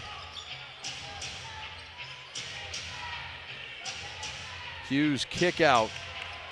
Right corner, 3 up and good. A.J. Green, the 2-time Missouri Valley Player of the Year, bangs another, and the Herd have matched their largest lead of 6. Yeah, and they'll just have to adjust. They'll have to figure out who they're going to leave, and, maybe you give up the 2 and stay with the shooter so you don't give up the 3. Terrell off the bench, misses a 16-footer. Green comes right back for more, eats. He's off this time. Heat check. I mean, he's like, hey, I'm hitting him. I'm going to shoot till I miss. 14 points off the bench for a guy who was sent down for some playing time for the Herd from the Bucks. Terrell with a high ball screen for Jones. Chandre, pull up, 17-footer left wing down. Out of bounds, Cruz will keep it with 14 on the shot clock and 28 seconds on the third quarter game clock. And now it's coming down to the details. When Jones and Terrell set that guard-to-guard pick, he had a chance to hit Terrell on the pop. And, when you miss that opportunity, now it's gone.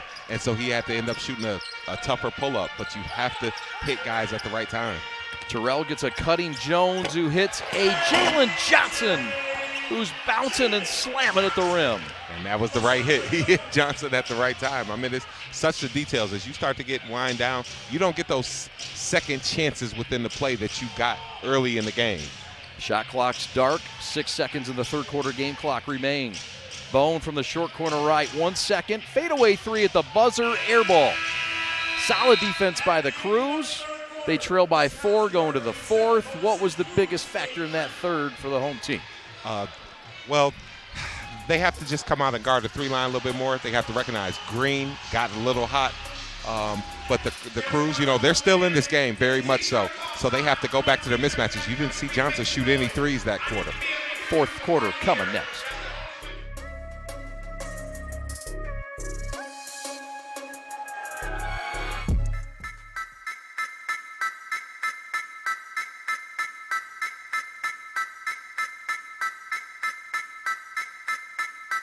They say that this is a game of inches, but I disagree.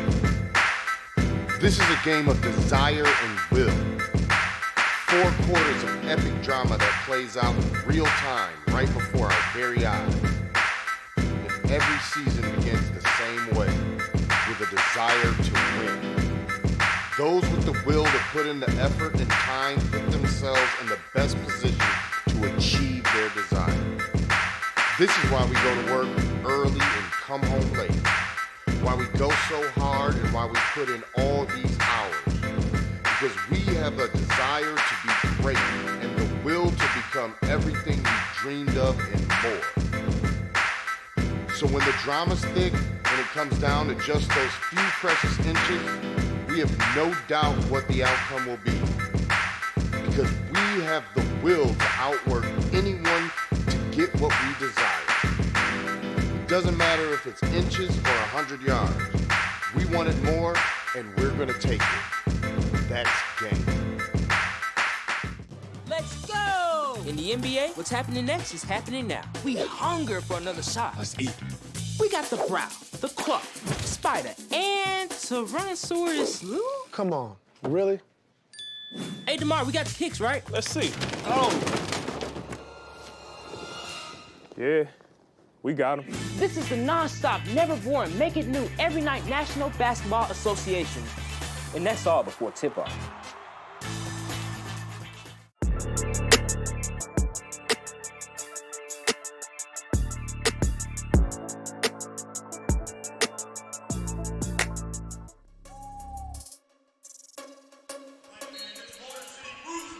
That's a look at Chason Allen, second-year head coach, guy who worked his way up, as a lot of these coaches have, but grinded in the G League before he got here, went overseas, and got this franchise in position here on the fourth quarter, Reg, to try to get a sweep over the Crews here on the road. Yeah, and he's put together a good game plan. He's done substitutions well, and so he has them come back from a halftime deficit. So he's doing a great job. A little bit of foul trouble for Kaycock. That's important. That's his fifth. This is really the greatest source of rebounding in size and length and rim protection for this club. Yeah, and Kaycock will have to process this, use a little bit more agility and skill. He's such a bull. I mean, he's a great rebounder, super strong, but certain games require a little more agility. Left corner shot is through. That's Hughes. He now has 9. You get a look at that length. As the Crews turn it over quickly. 6-point lead for the Herd. This is where the Crews got to be careful early in the fourth. Yeah, you can't squander opportunities like this. You have to at least get the ball up on the rim. Shots. If they go in, they go in. But if they miss, they miss. But you have to get possessions with shots. Young team trying to learn how to win. Block call there on Jones. Kaycock getting out of the way. Again, he has 5 fouls. And this is where you start to feel like, hey, they're getting calls on every drive that we're not getting. I mean, but it's this is where you get to see who's the leader. Now, who can rally them, who can settle them down, who can get a good shot, who can get them to, I'm not going to say focus on the referees, but who can get them to look past any circumstances that are going on and get the next best shot. One of those guys tonight has been Jalen Johnson, 13 points off the bench and a perfect 3 of 3 from the long line. Bernard misses. Offensive rebound. Palmer, no. Good rebound, just have to finish that. Bird misses a shot quickly back the other way from distance. No good from Hughes. Bird by 8, their largest lead. Crews hungry for a bucket. Palmer left wing 3, no. And the 3 balls have really started to slow down for the Crews as far as making them. Well, that's why the numbers are what they are. No team shoots 50% for the season. So as you see the game goes on, those numbers even out. Edwards with a lay-in, Crews with a miss, Herd by 10 just like that. And this is where I'm gonna say that it's time for Nembhard to step to the table. I mean, he's a veteran as far as the G League is concerned. I mean, he spent some time in the NBA. He's super talented. I mean, he has the ability, and I think he has the personality and mental fortitude as well. Like I'm looking to see how he can get these guys rallied. Edwards rallying the road team Herd. They will go to Iowa after this one for a 2-game road swing before returning home to Sioux Falls. Turnover here, throwaway, and one good turnover deserves another until Rob Edwards loses the ball. Yeah, and Trayvon Palmer changed the official's mind there, it looked like. Catherine Chang. Yeah, great play by Rob Edwards to hit it off of Palmer, but it went back off of him as he was out of bounds. He almost got away with that one. Boom and boom. Good catch. Officials got it right. Crews starving for a bucket. Bernard bangs his way, and Light with a shot. Baji might have been a part of that fear. Hughes for 3, no. Big boy rebound for Bernard. The former Bruin back to Kaycock with a dunk, kinda, and the foul. And Baby Greek did not appreciate the contact after. I thought it was inadvertent. It was. But I don't know if Alex feels the same. We'll get another look at it. He says there was an elbow. Replay will confirm that or deny it. No, he's allowed to turn around. We'll see here, but I think he just turned around, kind of going back towards the free throw line.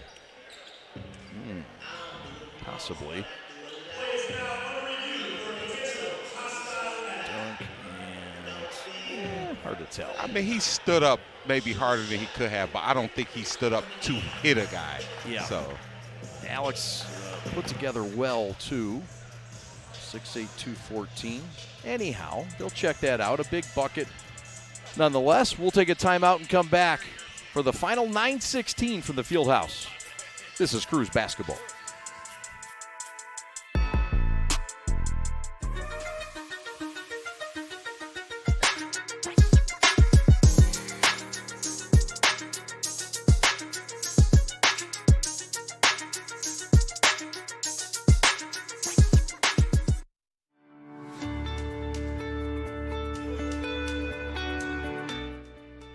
folks, Dr. Joe here again with Michigan Orthopedic Surgeons. Did you know that kids are not little adults when it comes to sports injuries? That's because of something called the growth plate. Growth plates exist all over the human body in our growing athletes. They're actually little cartilage discs that exist at the end of all the long bones. It's simply where a kid grows. The problem is that the growth plate can be the weak link. What might be a sprain, a strain, or a tear in an adult when they hurt themselves can actually be a growth plate fracture in a kid. So it's important, if your kid has hurt themselves and they're not using their arm or they're not able to put weight on a leg, come see one of us, get an x-ray, and make sure it's not a growth plate fracture. For more information, go to miorthosurgeons.com.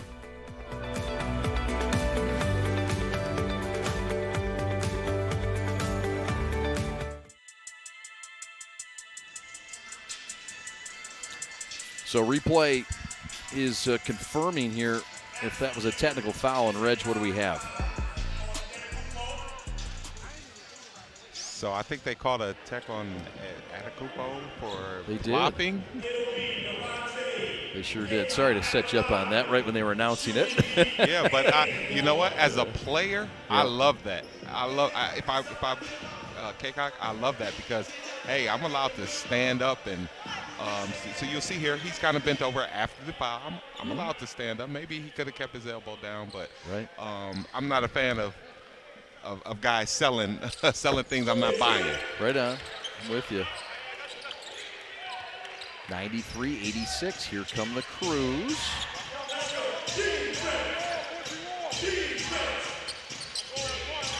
Crews' biggest lead in the contest is 13 points. Trying to get a stop here near steal. Alex holds on, splits two defenders, and misses from close range. And Crews get their stop. Bernard to K-Cock, who lost it going up. Yep, those are the ones you got to take advantage of that. He drew the penetration and double team. Edwards with a nice little fake, created some space, but missed the long gunner. Jules Bernard again, counted to the foul. JB with a banger, and it's perhaps cut this lead to 4. Grown man play. Anytime you have a play where the shot blocker ends up on the ground and you still score, I mean, wow, look at his strength, just being able to play a nice, I call that ground game. You know, most guards are so athletic and acrobatic in the air, but him just being able to power on the ground and go up, that's huge. Currently 4th in points per game in rookies at 14.5. This is his 2nd straight start. Went for 16-5 in his first career start. For the Crews, he gets the and one. Indeed cuts it to 4, 8.5 left. And his great play has been noted on both sides of the ball, Reg. Yeah, and this is a time, as you know, I mentioned Nembhard, but it could easily be Bernard. Like, somebody has to step up as the leader, and it's not going to happen by accident. It has to happen by somebody being aggressive. That's right. There's a foul on the floor. Edwards, and this is a tough luck foul on Palmer, who was playing defense, fell down, and was just laying there. And yeah, that's why I think they stopped it, because he was in the middle of the play. Oh, no foul. Okay. My bad. Get a second look here. Ooh, Porter with some. Yeah, I mean, looks like a legal screen. He held his ground, but they're not going to keep playing with a player right there. Had it gone to the other end, I mean, they allow the fast break, but. Edwards will check out. Bone back in. Green from the top side. Good job on Nembhard adjusting, because Green has shot a couple of flat foot shots right there, and he really was on them. This is a tough break for the Crews. Bernard plays great defense in the corner on the 3, and then a loose ball foul on the air ball. Green going for the offensive rebound. When you make the first effort at something, so it just, somebody has to react. So Green just even cutting through, and it didn't help that it was an air ball, but it caused Nembhard to foul him. Off schedule plays. Turner. Step back, short. He's been hot from downtown. Green 4 of 8 before that one. Jules with a mid-post floater that falls. Cruz have cut it to 2, right in half with 7.5 to go in the game. The family Jules coming up big. Yes, sir. Wigington back to Porter, loses the defender, and that is a fun finish for the big fella. Good patience by Porter. He's done that a few times on the rolls, coming in, pump faking, and holding his ground. Palmer with a reverse finish. Back and forth we go as we near the century mark in points for both clubs. They both found their rhythm again after a few misses, but here they go. They're scoring now. Porter feeling himself. Heat checker, no. Jules with a rebound. Wait for Nick Cronin. Out in Westwood, missed shot, offensive rebound. There's your guy, Nemhart, making a difference in the second chance category. Splits 2 defenders to the hole. Short with a shot, well defended. Porter with some length. In trouble there. Yeah, you have to kind of realize who has the hot hand. I'm finding Jules Bernard right now. The Wigington pass distracted by Kaycock and falls out of bounds. 13 turnovers for the Herd. Timeout on the floor. 6.5 left. From Midtown Detroit, Wayne State Fieldhouse. Chad and Reggie back with you in a moment.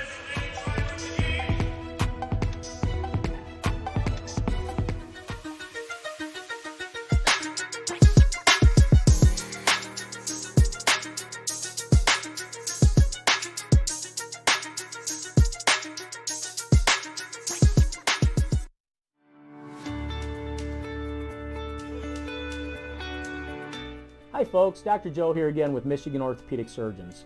Everywhere you look this time of year, people are running, and that's a great thing because running is an excellent exercise, especially for your cardiovascular and musculoskeletal systems. But the question is, are you running a safe running program? All too often, people are hobbled by things like shin splints and patellar tendonitis. But luckily, simple things like stretching and warm-up, the right running shoes, and realistic weekly mileages can keep you in your running game. For more information, go to miorthosurgeons.com.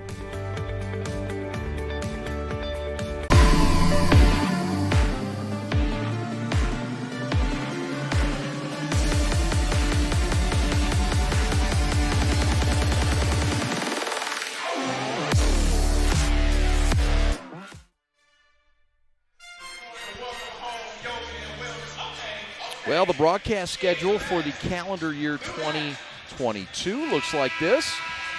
First one in the upper left we have completed. That was 10 days ago. And you see game 2 and so on and so forth. We've got 3 more games in this great month of November. Thanksgiving is coming. It is. What do you get after on Thanksgiving? My plate is usually turkey, mac and cheese. I don't like cranberry sauce. Either. Yeah. It's awful. Who let that be a tradition? There's a foul going up. Jules Bernard getting cracked in the cranberry, falling to the floor. Cruz shooting 44%. Herd shooting 43%. Yeah, and I'm impressed with Bernard. I mean, the way he's been able to be the person to step up in this fourth quarter. I mean, being aggressive again. It looked like Edwards got a little bit of the ball, but when you attack like that, you put the onus on the referees, and you sometimes get the call you need. Got it there. Jules Bernard looking to add to his 16-point tally. Does there. Guy that was a 4-star recruit out of Los Angeles decided to stay home over schools like Kansas, Oregon, and Florida. Big part of their NCAA run. Final Four in 2021. Loose ball out of bounds. Herd will keep it. We're tied at 95. And that was a good UCLA team. You know, one of the best games ever when Jalen Suggs hit that shot. I mean, just a good team, and that was a great game to watch. It was. Bone to the hole over Johnson and Jones. And at 6'2", makes it look too easy. That was a tough shot, being able to change direction to stop and pop there. 13 points for the former Tennessee Volunteer, Jordan Bone, at 6'2". Bernard at the mid-post. Gets the return pass. Chaudry from way downtown. Tip back Trayvon, though. The save to Green from the local boy, Rob. Green to the hole off the glass and got it to go home. Tough move going downhill and then sidestepping. I mean, that was really tough. Back the other way, Kaycock with the almost and one. Jason Allen, the head coach we told you in his second year, a guy that was an assistant for the Long Island Nets. John Little, an assistant, along with Eric Atkins and Carson Shanks. As we get a look at this replay and mid-air move that impressed you. Yeah, absolutely. Because the way he stopped at that spot and then just shifted his body, I mean, that was incredible in there. You see Kaycock with the great roll, good pass by Bernard, who's been phenomenal this fourth quarter. Kaycock has to knock these free throws down. Kaycock must have gone to service. He gets the friendly roll. Herd have 99, the Crews down a deuce with 5 left. And here's the time where you have to limit second shots because, yeah, the Herd may score, but any shots they miss, you have to get these possessions. You bet. Edwards, a little show and go, and he got tripped by Kaycock with a half-second left on the timer. This is a tough-timed, inadvertent foul. Good job by Edwards to be aggressive. I mean, he shrugged off the first bump and probing and staying aggressive. Good things happen for you. In the smart, the ball fake.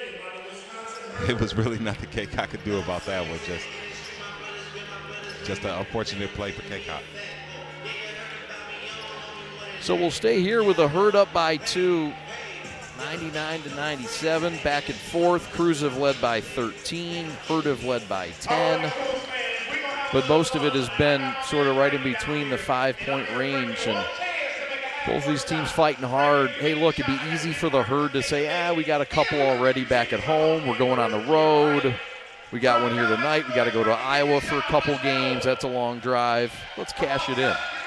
This Herd team's come out and fought knowing it's a desperate Crews team that started the year with just 1 win and 5 tries. Well, when you have as many former NBA players as they have, you're not going to see a team like the Herd let go of any gimme games. Each player is playing for their career. Now, not saying the Crews aren't, just some of the younger players, you know, they're young players go through the motions during the season. Even though they've played hard, just the players that the Herd have, like, they understand somebody's watching this game. I could be called up tomorrow. Yeah, and that's a great point. Over half of the Herd's roster has NBA experience. And it does matter. Jordan Bone, Rob Edwards, A.J. Green, Elijah Hughes, Sandro M., Jonte Porter, Joe Wieskamp, and Lindell Wigington. I mean, those guys have been in the league. Absolutely. Imagine you're playing and somebody watches you on a gimme game. We want to thank all the folks that are part of our sponsorship team. Such a strong sponsorship crew again this year, and we couldn't do it without you. We thank you, but we invite you to like our social media. We're on YouTube, on Facebook, on the Gram, Twitter, TikTok. Oh, yeah. And if you'd like to reach out to us, questions, complaints, compliments, whatever, info@theprepsports.com. Thank you for watching. There's a short corner left jumper from 10 feet that makes us a 4-point bump with 4.5 left. Yeah, great move by Boone, who's been fantastic all day, getting to his spots and just raising up. It's time the Crews are going to have to get a good shot every possession here on out. Good shot here, better finish, and a kind foul for the home team. Yeah, great move. There's that guy again, Mr. Downhill, and he's so good. He's so strong. I mean, even if you step up, he can still get it up on the rim. Fearless, the rookie going to the rack. Give him 23, looking for 25.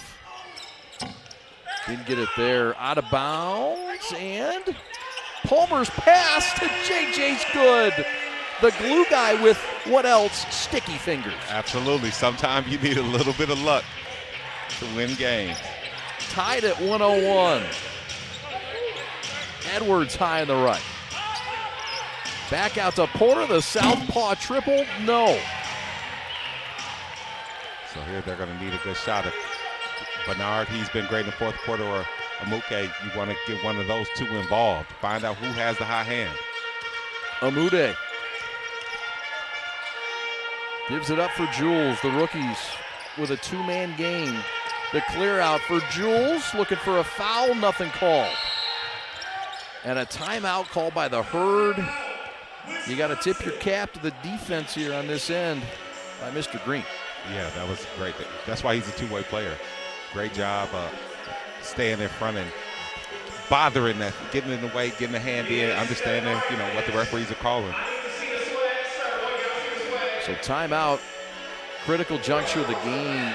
You see the Cruz huddle led by DJ Baker, big-time Chicago sports fan.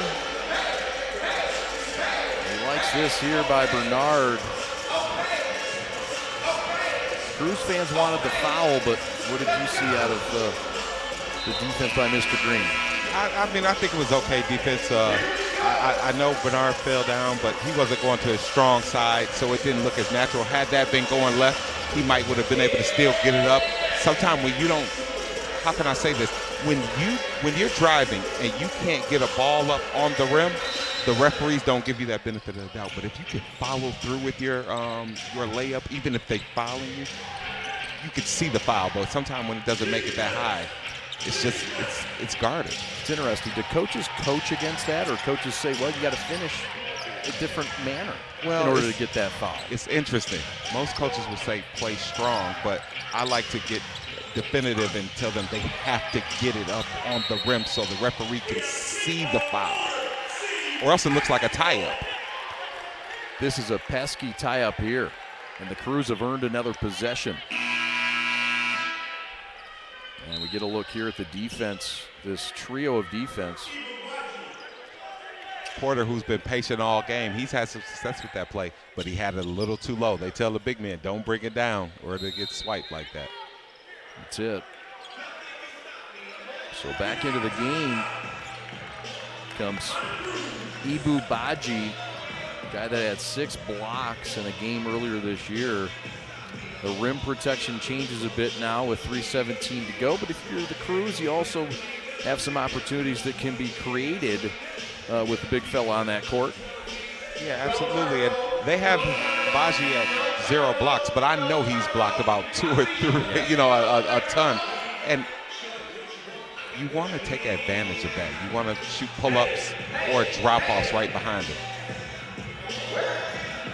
Well, Bernard has been big tonight, partner, and he's been making plays aggressively, a lot of it rim attacking. Some threes like this. Yeah, absolutely. I think this is a night when he's emerging as one of the leaders of the team. So, he's been there making great plays in the fourth quarter, and so he needs to remember this and keep playing like this going forward. Yes, sir. Jones right wing. The attack, the show and go with a finish. Oh! Amude's just showing off now. Crews by 2. Yeah, he's playing really well. He's setting the pick and popping and going downhill. 103-101. Good defense right there. A.J. Green for 3. And his hot 3-ball start has cooled off here in this November cold night in Motown. And that miss was created by Amude. He actually got out there and contested. Green shot a couple of flat foot shots before, but he was up there. Palmer with his favorite spot on the floor, missed long. And Chandre Jones got the rebound, but the smallest guy on the court got the rebound, I guess for a reason. He got busted for a foul. That's his second. Again, Kaycock is out there. He's playing with his 5th. This is when you have to see you can't have loose ball fouls. I mean, of course you're going to play hard, but you can't have loose ball fouls because now they get to shoot a free throw without, and you can't play defense on the free throw. Excuse me, I'm sorry, Reg, I said Kaycock. I meant Palmer out there with his 5th. Kaycock also has 5. But he's on the bench. We're tied at 103 with 2:20 left. It's interesting to see who they go through, and I think you go with a combo of Bernard and Amuk. Agree. Chandre playing around, no. JJ with a stick back tapper off the glass. Crews by 2 with 2 to go. Great move by Jones. Drew the shot blocker out there, and JJ cleaned it up on the weak side. Veteran playing big tonight. Give him 17. But the quick answer by A.J. Green. And the Herd back up by 1. Yeah, that's a pro shot by Green. I mean, maybe they could have guarded it better, but it's a pro shot. 19 for Green. The Ty Porter for the team lead. Chandre with 3 on the shot clock. 1-on-1 against Wigington. 19-footer, no. Good defensive possession by the Herd. First by stopping the drive by Johnson, and then great defensive there at the end of the shot clock. Can the young Crews crew pull out a win at home? Green for 3. Get out of here. Buries a triple, falling into the sideline. He's got 22, 4-point lead for the Herd with 1:10 left. The kid came down with confidence for Milwaukee. Yeah, you can just see that's why he's a two-way player. That's why he goes up top. I mean, it's the clutch time, and he's able to come off and shoot it like it's the beginning of the game. You see the pick and roll created just enough space. This is no surprise. This is a guy that hit some big-time shots at UNI up in that dome. And a timely shot there for the Herd, trying to win 3 straight, all against the Crews. And look, there's 1:10 left. This is crunch time for a young team learning to win. What do you sort of remind yourself, or would you like your team to remind yourself if you're the Crews and DJ Baker right now? You want to say, you want to get the best shot you can going to the hot hands for the 4th quarter. And then on defense, my college coach used to say something. He used to say, don't hope they miss, make them miss. So you're going to have to guard him. And if somebody's there, if it's a screen involved, you're going to have to help. He's the threat. You're going to have to stop the immediate threat. That's Reggie Butler. His college coach was Skip Prosser. And he went to Xavier University, Musketeer, proud alum. How are the Musketeers doing this year? I know it's early. They've started 2 or 3-0, so they have a new coach, and they've gotten off to a pretty good start. All right, we'll keep a tracker going. Right elbow jump shot, Jules, no.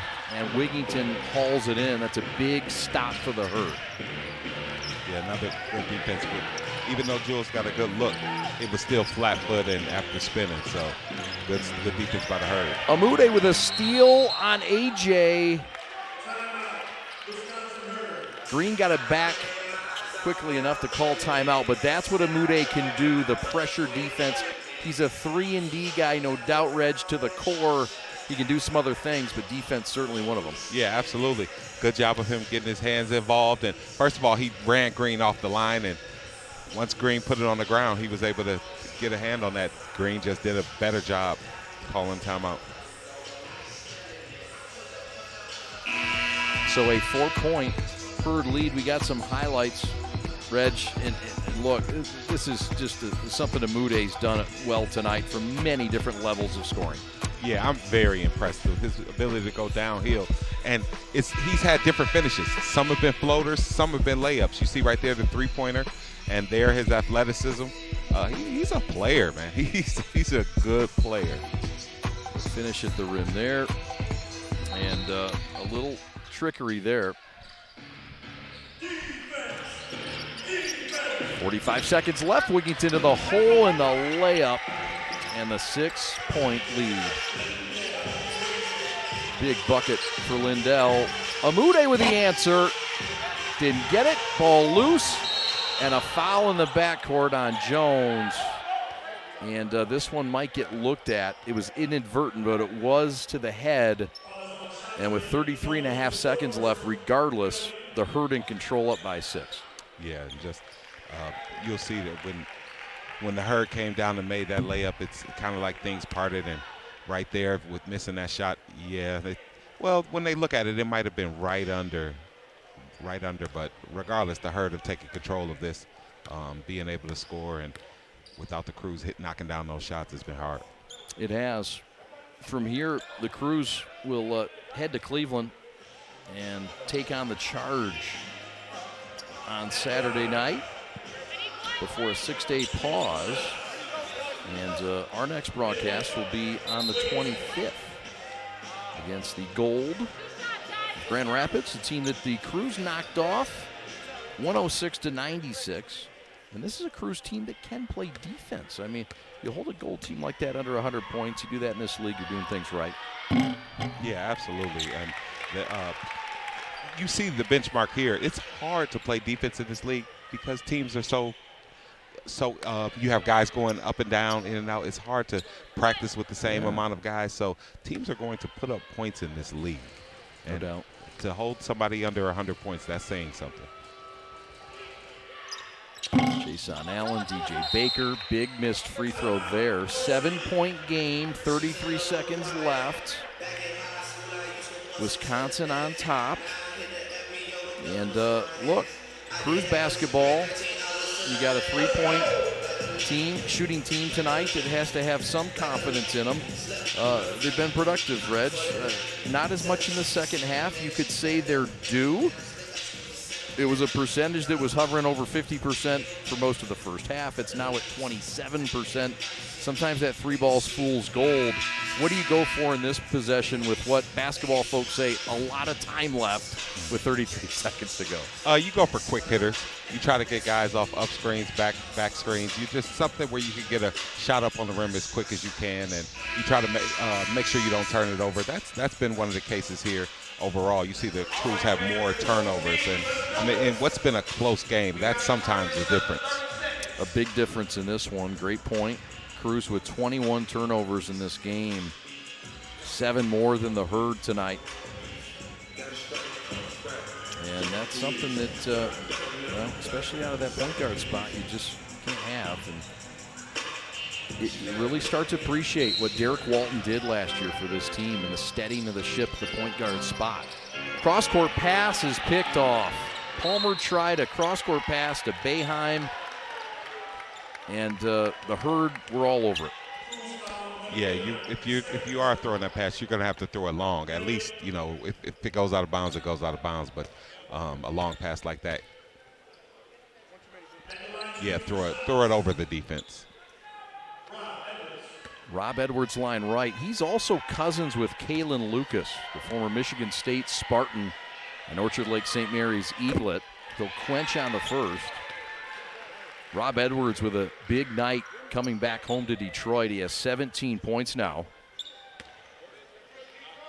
And Kalen Lucas, he's still playing. I mean, one of the he is. best guards from Michigan State. I mean, he has so much heart, just a legend here in the city. Big Ten Player of the Year as a sophomore. A lot of folks forget. 9-point lead. Jalen for 3. First triple miss of the night. And the Herd with a rebound, and it looks like their 3rd straight win over this young Crews team that fought tonight. I mean, played the game the right way, and just sometimes things don't go, and it takes time, this process. The beauty, Reg, is that this is the showcase season. And there truly are 2 seasons. You don't have to convince your players in this league. Yeah, that's it. And what can you take from this? Can the great game by Amude, Bernard stepping up, Johnson, for example, the first half he had, maybe, hey, next game, you know what, I'll come out and be just as aggressive in the second half as I was in the first half. I mean, you have so many takeaways from this that you can show each player, the turnovers. I mean, so it's all a learning process. Basketball is not a one-game sport.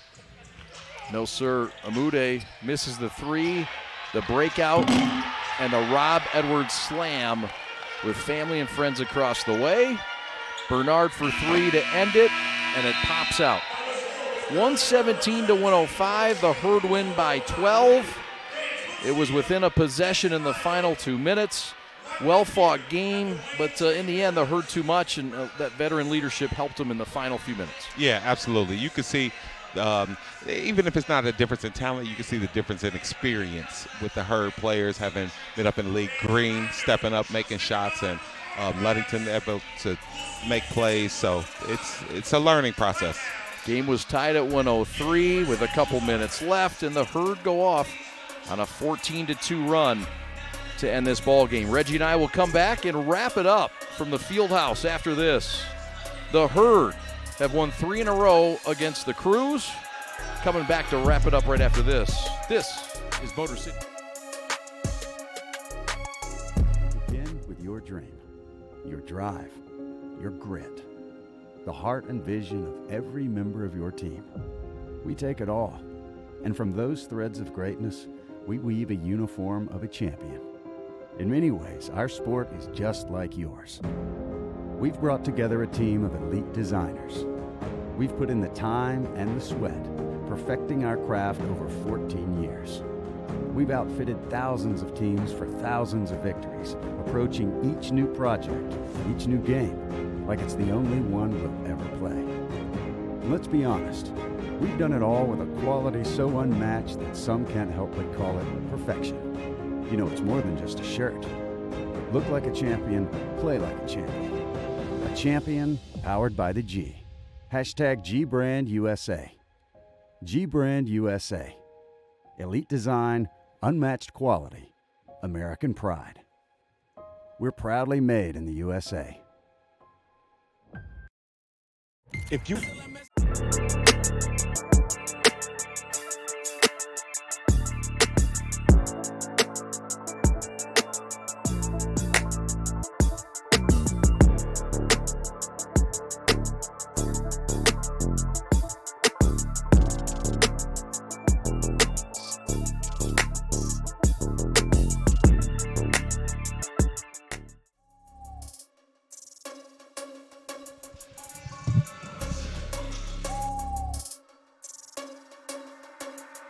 Welcome back to the field house. 117 to 105. Chad Bush and Reggie Butler with you.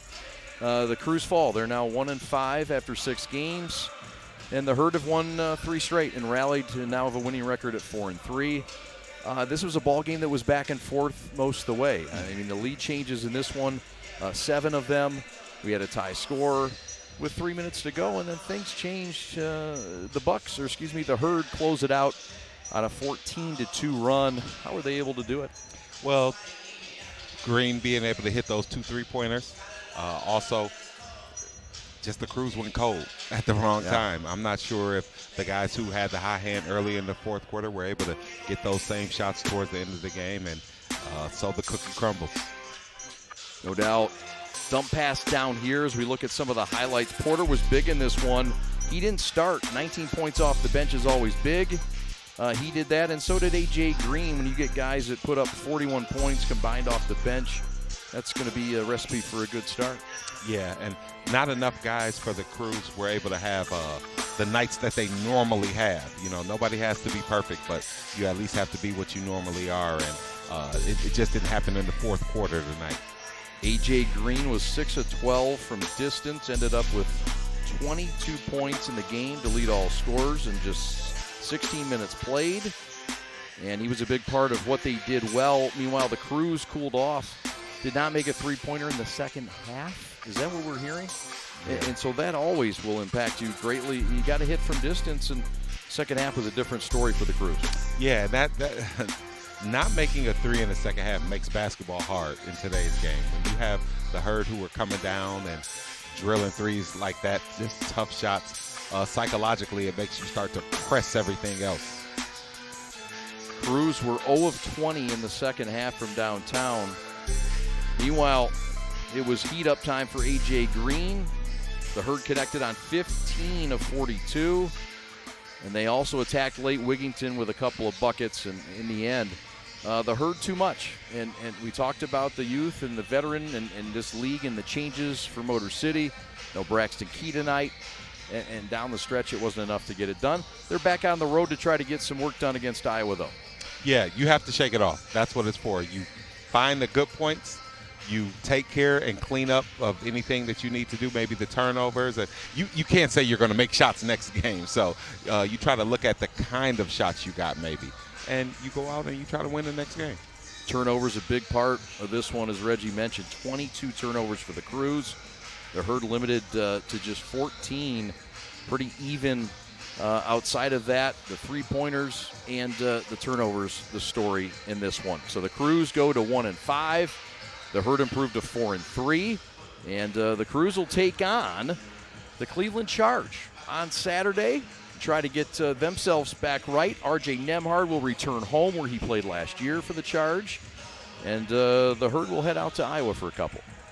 Yeah, so they'll have to shake this off. Nembhard returning back to Cleveland where he's had so much success. Hopefully that will be good for him. And Amude continuing the play he had. He and Bernard, them continuing the play that they've had in the second half, I think that'll be very important for him. Yeah, Stanley Amude tonight in this game, 25 points, a career high to pace the offense for the Crews. He's a good piece to build upon. A different guy every night, part of the rookie situation when you're counting on some guys. But a lot of time to get this showcase season right. And then, of course, you got the regular season, which will happen at the end of December. Right. The more these players grow up and get adjusted to these, the better they'll be.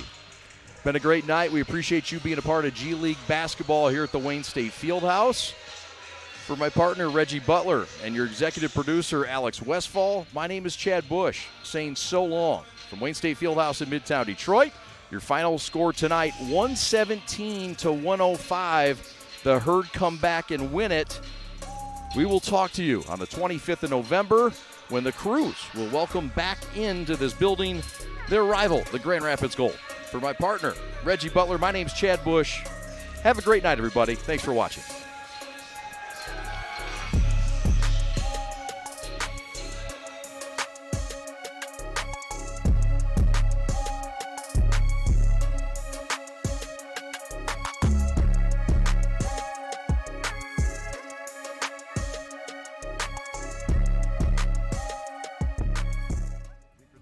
Broadcast or otherwise used in any form without the express written consent of the NBA G League.